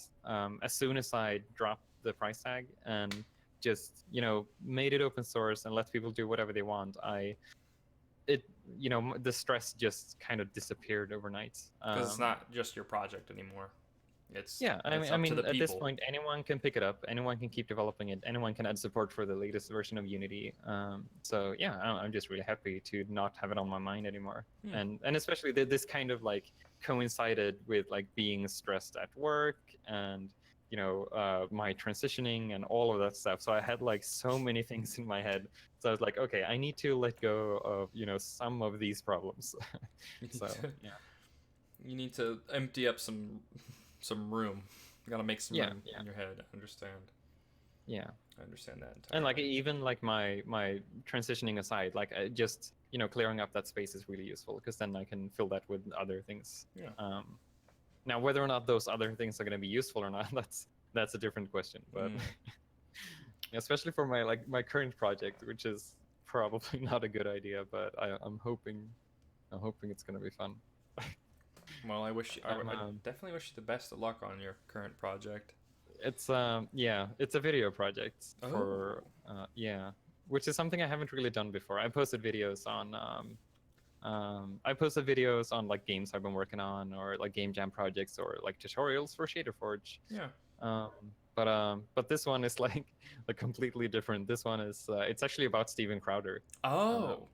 And I've been like analyzing some of his videos. I've been writing so many notes, and yeah, I'm He currently makes a writing lot a of script face for a video. value stuff, He right? does, yeah. Yeah. Um, A lot of the and things he's. I think it could be a really interesting video, but it's also like this is a complete like departure of what people are used to seeing me post and talk about, as is this conversation in and of itself. Um, but yeah, we'll see what happens, I guess. Yeah, I've been kind of worried that like if I start posting content to YouTube, like what audience am I gonna attract, and am I gonna like paint myself into a corner if I only talk about political stuff, or if I only talk about video games, or even if I only talk about gender? Like, I don't want to like narrow myself down to any one of those things. I want to be able to post videos about whatever I want. And I think, But maybe that's like a bad marketing strategy. well, I don't know. um, man, for But I me, mean, maybe at some point you follow the person in the end yeah. rather See, than what they're posting about. that's But I don't know. exactly. There's some people out there that make stuff that stream whatever they want. That make YouTube videos about vlogging or traveling or video games or whatever, and people have stuck around. It's the person that they like, Yeah, and maybe you bring a perspective um that's different enough. You bring yeah, a perspective that is maybe there's a lot more people out there that think like you. yeah. Maybe. I guess maybe I'm like putting too much weight on the people who already are subscribed. I think. Yeah, Like maybe I feel like, oh, it's gonna be a totally bad thing if people unfollow me, but maybe it's a good thing in the end, because then you're starting to focus your it's your audience on the people who actually find your content interesting. yeah, it's your Because I think content. like, yeah, like right now I probably have a lot of followers who I would guess like 95% probably are subscribed to me. No, wait, it's probably lower. Maybe 80% are subscribed to me on YouTube because of Shader Forge. Yeah, And like, I'm probably not going to talk about Shader Forge ever again, like unless it's like conversationally like this. So it's going to be like videos on completely different things. maybe even So maybe even making a video where it's like rest in peace Shader Forge, and you could do like a very clickbaity like thumbnail, so you could just be like, well, maybe, but I also don't want to like get defensive, right? yeah, this is I true. don't want to like have my first video in my Okay, like it's true. relaunched YouTube career or Yeah, whatever. yeah. Like, I don't want to have that be like a defense where it's like, oh, please don't unfollow me. I promise it's going to be Well, interesting. And, well, it's not maybe just saying. It's just putting to rest. It's like, hey, Shader Forge is an open source thing. I won't be really talking yeah, about that. I think they I don't might know. already know it Yeah, at this yeah, point. that's true. That's So true. yeah, but I mean, it's probably just going to be this thing where one day on YouTube they see like, oh wait, why am I subscribed to this person? And then they'll either watch the video or just unsubscribe. And I guess like whatever they decide to do, I think it's a good thing in the long run, right? Yeah. Oh Because yeah. then I'll get the audience that likes my content, and that's better than having an audience that don't. So yeah. Yeah. I guess I just worry about disappointing people who had, I guess, maybe a bit irrational expectations of me being super consistent on YouTube. Hmm. But I haven't been that consistent on YouTube anyway, so Yeah. Just. I don't. Sorry for like rambling on No, no, YouTube. not at all. Not at all. Just be consistently inconsistent. Yeah, yeah, that's kind of the idea that I have now. Yeah. So if like my first video is going to be about Steven Crowder, then my next video should not be about like politics or gender at all. So yeah, I Do do one on, have, one off kind of thing. yeah, and like alternate between them to make sure that people know early on that I'm gonna be inconsistent, and you're just gonna have to deal with it. Yeah. Yeah. But I think that's good. I have an idea for the next video, and I've started Cool. writing a script for that as well. I'm So. looking forward to it. Oh well, I'm glad. You don't have to though. If it's No, not your type of content. yeah, I'll be critical if you like, if you need or want criticism, but at the same time, it's like I don't know. I'm not. Yeah, sure. I'm only entertaining in a conversational context. All entertainment value is lost after that. Like I don't know. I don't know. Maybe maybe You have to keep talking all the time, and then otherwise people lose interest. Exactly. Yeah. No. I don't know. Yeah. Man. I don't know. Ryan gets right. CGP Grey talks about the importance of switching video topics frequently to give himself room to be flexible in the future. Yeah, exactly. Yeah. So, yeah, that's good that he's been able to do that as well. Like I've been thinking about making a more politically focused scripted kind of thing, and then sometimes I just when I'm bored at like a Walmart or some store, I'll film myself saying stupid stuff. So there might just be a Wait, maybe you should be using Vine instead. Yeah, I mean, but it's dead. Yeah, that sounds wrong. It's well, dead. there's gonna be V2. Oh well. Yeah. I'm sure everyone will be back on that. It's not called Vine. It's called V2. It's made by the same people, but That's weird. yeah. Well, I'm guessing it's just copyrighted at this point, so they can't use the word Yeah. Vine. That was really shitty. Like Twitter just bought Vine and then killed it. like why? Because it's a direct competitor. Well, it's not though. Well, that's but how I'm they guessing see it. They wanted to merge the people who liked Vines into Twitter. So the thing that they did was that like short video clips on Twitter, they made it so that they loop within the same time frame as Vines did. Yeah. That was basically their way of merging Vine into Twitter, but it ended up just killing Vine. But yeah. Yeah, it's such a loss. There are so many good Vines. Yeah, what they could have done is just like paid the top creators of Vine to make content that's like a Vine video but on Twitter. Maybe they did. I'm not sure. Maybe they did. I don't know. But I don't know. But then again, I don't know if it's really about the top creators. I think the nice thing about Vine is that you could find like so much comedy gold from people you never knew did anything like ever. Like, I don't know, but this person is just a random person who like filmed the thing in a shopping mall and they just managed to do something hilarious. But I think it was a really cool platform. It was a shame that they killed it. But I'm glad they like kept all the videos, which is nice. Yeah, they kept all the videos and they made it so that 7-second videos loop on Twitter. So that's it could have been worse. It's like if people have an account on both Vine and Twitter and they made a lot of Vine, then they're not gonna suddenly start posting Vine type content on Twitter automatically. Yeah. Because like they might have built their audiences differently in the different on the different platforms. Yeah.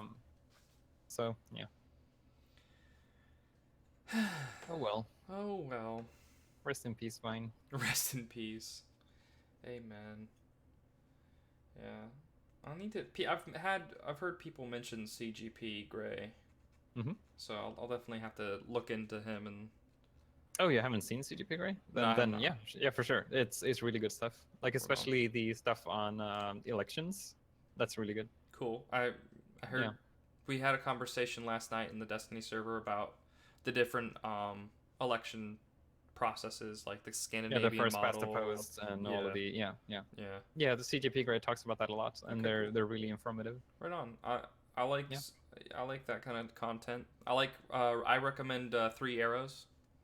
If you don't, I haven't watched 3 Arrows. I've seen like I have 3 Arrows in my recommended all the time because I like watch videos that 3 Arrows probably talk related stuff about, but I haven't watched. Maybe I've seen one video. Yeah, he comes from a historical perspective.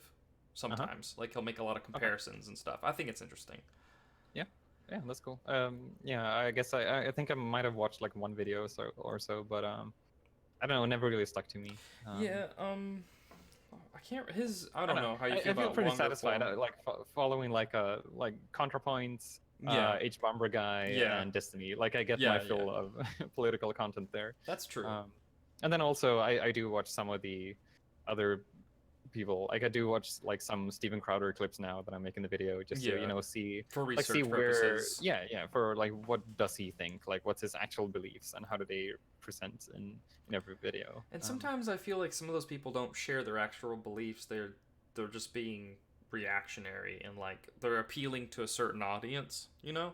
Oh yeah, yeah, and sometimes it seems like they kind of dog whistle themselves without knowing it. Yeah. Like they repeat talking points that are dog whistles without knowing that they are, and then they're like, I don't know, You'd they just hope talk they about don't them as know. if they You'd, are. Yeah, yeah. yeah. It's fascinating. Yeah. It's hard to, yeah. I can't believe that. It's really hard to deal with the whole problem of people like people being convinced by really bad arguments. I think it's really hard to work around that. Like if I look at the political process in any democracy now, I guess, where you have a lot of media and social media, where you know what gets people convinced to vote for a certain party is not rational arguments. It's not looking into the facts. It's not even close to that. You have all of these parties. They're basically doing marketing campaigns Yeah, to it's pull not on people's reality, it's heartstrings. perspective. Yeah, and I think it seems to me that that's a really bad thing. But then again, I'm not sure what the solution is. I think that the closest solution I've found is to be rational and be factual, but also be entertaining. And that's kind of the intersection that I feel with, the YouTubers I just mentioned. Yeah. I think that's something that they are doing. But then I don't know what the mainstream appeal of that is. But there's obviously an audience. But then the question is, how big is that audience, and how much are they going to affect, the outcomes in elections? Yeah, and it's But yeah, also I think it's really difficult. it's also like, is that audience already in the same camp? Yeah, that Yeah. happens a lot for sure. Yeah, Yeah. yeah. Lots to consider. I'm thinking about Yeah. I was thinking about a scripted video, Hmm. and I wanted to argue the importance of empathy and like find an example of someone who may have a bad argument and how you can pragmatically use like statistics, empathy, and proper rhetoric and stuff. But I Hmm. might rework it around a certain person or talking head.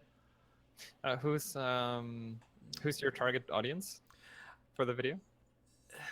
People who might be on the fence, people who Hmm. maybe were in my position like a year ago, Oh, who that's a pretty good reference because then you sort of know who you're talking to, yeah, right? yeah, because they're Assuming you knew yourself yeah, back yeah. then. There are terms online that are otherized by a certain side of the internet, like the anti-SJWs, like white privilege and like toxic masculinity. That as soon as you Yeah. hear that, you recoil in disgust, and because you're like because you don't understand the full context of what those are, and there's all these fringe groups of asinine people making fools of themselves recorded on the Yeah. internet, and the camera specifically pointed at that. Um, so speaking towards something like white privilege and then dissecting it and maybe using different rhetoric at the beginning of the video and maybe in the middle, sort of like working your way, You just building up. slap it in their face once they're convinced, like this is white privilege, and they're like, "Whoa, no, Whoa. that's the leftist talking, right?" Yeah, exactly. You don't want to immediately use. A lot of these terms are inside baseball. Like a lot of these, like you have to be in the crowd to understand. It's just like SJWs and the alt right, and Yeah. every group or faction has terminology that they use that not everyone uses or even understands the Yeah, context of. and like using those to convince people who aren't already inside of that context, it's not going to be effective. Exactly, it just Yeah. doesn't work. Yeah. Like Yeah. calling Oh like God. Like even like there were some.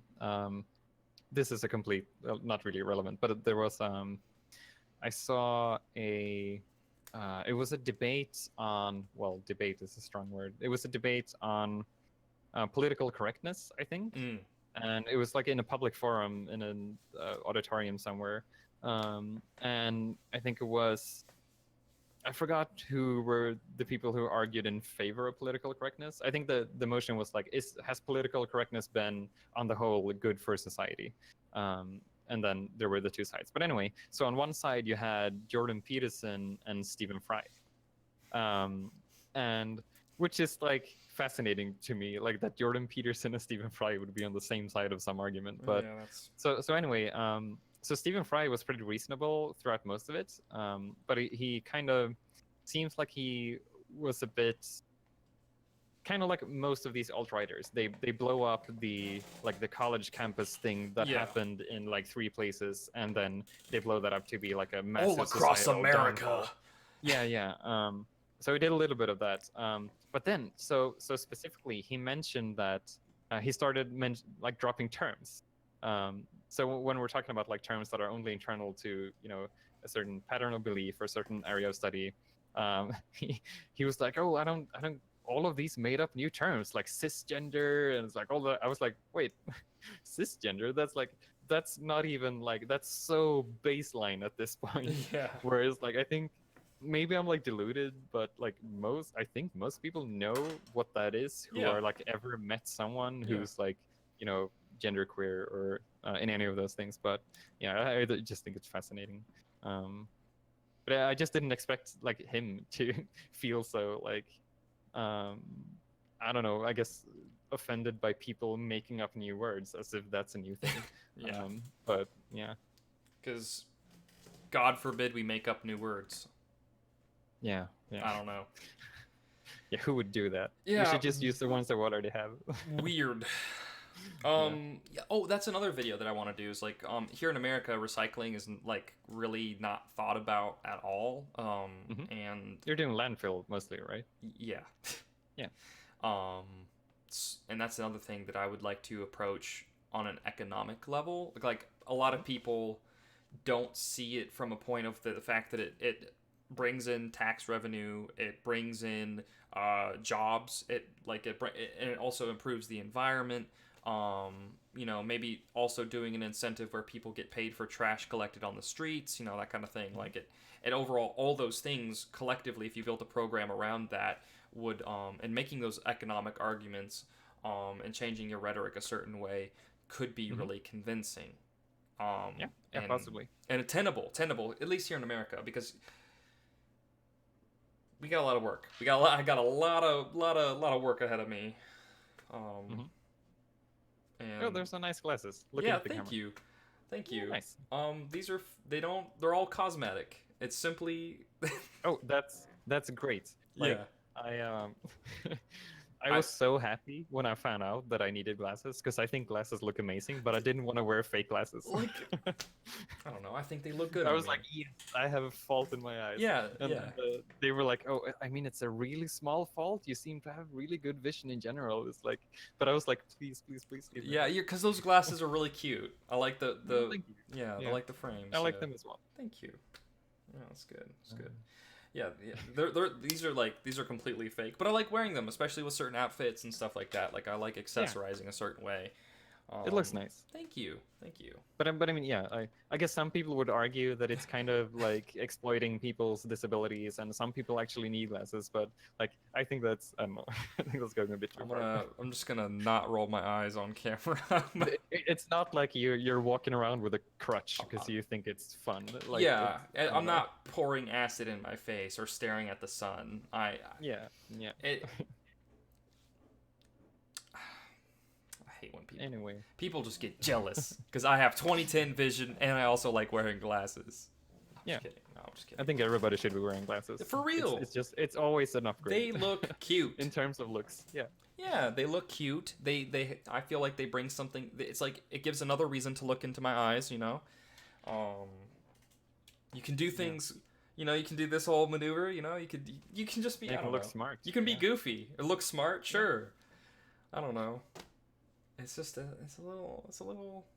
I think it's nice, especially for men, because men in general can't like really do that much with their faces if they want to look different. They Yeah. can, but it's not societally accepted Yeah. in many ways. So adding glasses is easy, and it's a nice way of It's a nice making your face interesting. So. dipping your toes into the water, because I'd like to wear, I'd like to wear like eyeliner and stuff more often, but I currently I can't do that. I'm a security guard. Like I can't. Oh, so I Yeah. mean, there are some things you can do. Yeah. Like if you do, like there are a lot of people who do the natural look, Yeah. where they just improve their face. Yeah, where they just basically. like they fill out their eyebrows a bit more and stuff Yeah, like if that. they have a sit, they cover it up or Yeah, whatever yeah, stuff yeah, like yeah. that. I mean, you can For do sure. simple things like that. Yeah, I think eyebrows are super easy to, like it's very effective and it's so easy to just shape them. Yeah. Ryan mentions that the new glasses look great, by the way. I have pretty decent vision too, and I was very excited to get some cute frames when I was in Japan. Yep. Oh, nice. And Yeah. it's a consistent accessory and good for getting a look together. Yeah. Yeah, I like it. So nice. Yeah, I agree. More people should wear glasses. Yeah. That's we're taking a hardcore pro glasses stance. yes. If you don't wear glasses, we're putting you up against a wall. That is. Oh man, could you? I'm sure there's someone out there that thinks like that, right? Thinks what? That actually genuinely has a thoughts like you. If you don't wear glasses, you were lesser. You know. Maybe there are people who think very strange things all over the world. So. Yeah. I'm not one to judge as long as it doesn't hurt anyone. Yeah. Or if it hurts someone, it's with consent. Like, yeah, well, yeah, consensual hurt is better than non-consensual hurt. Exactly, precisely. Yeah. All right. Do you have any questions for me? I mean, we did talk. We did before the stream, so I guess that was mostly the questions I had. So we talked about your pansexuality and how you discovered that in yourself, given that you didn't, that was not something you felt all the way from birth. So. Yeah, it was something that I never really explored. I mean, maybe I've always liked guys. I was very comfortable telling my male friends or making observations with my female or my people that I was comfortable making oh, that guy looks cute, and being okay with saying that, but I mean that's a whole other thing. But did you have any peer pressure that told you that made it being gay was that bad? Made you feel weird? No, that made you feel weird saying that a man was cute. Did you ever have friends who would react to it and or yeah, sure, there were some friends that I wouldn't say it around for sure. I felt that there was a stigma there, peer pressure wise. I felt like it's there's just they would say some abhorrent things to me if they thought, even if I thought that men were attractive, they would say something kind of rude to me and bully me. So I was just like, oh, I'll just not say it around those people. Yeah, it's a shame that you have to sort of pick your battles and pick your friends due to stuff.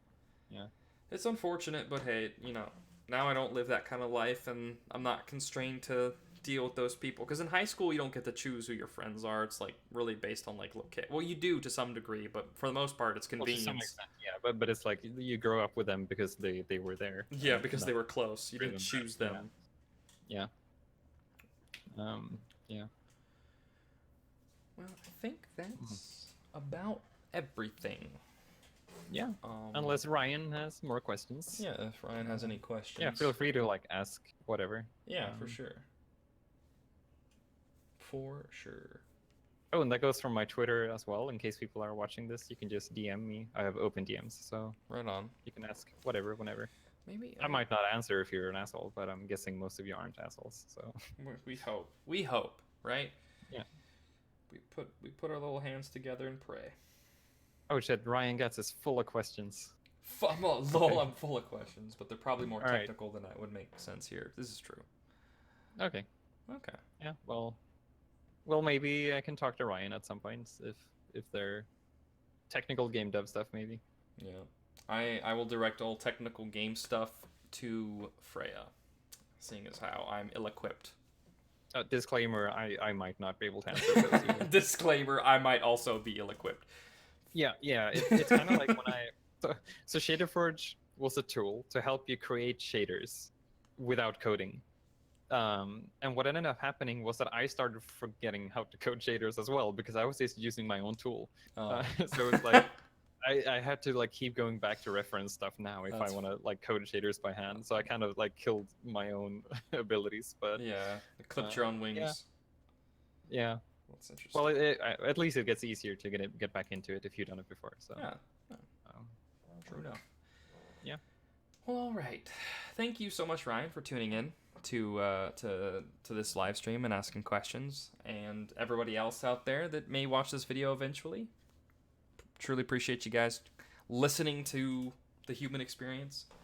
And, and thanks for joining and thanks for watching. It was super nice, and sure. Thank you for inviting me. Well, of course, it was nice of you. Of course, I appreciate you accepting the invitation and being interested in stuff. It was a pleasant conversation. Yeah, cool. That's two conversations so far where I'm like, that was a good conversation, and you know, nice. so far so good. But you know, maybe you're secretly you're gonna bait me, and I'm gonna realize. Yeah, well, I'm a secret Nazi, right? Oh yeah. You're Fritz in disguise. Yeah, Freya. Yeah, Freya. Yeah. Freya from ContraPoints video. ContraPoints video, man. Yeah. All right. Yeah, it was good talking to you. Yeah, thank you very much. For sure. Yep. Goodbye.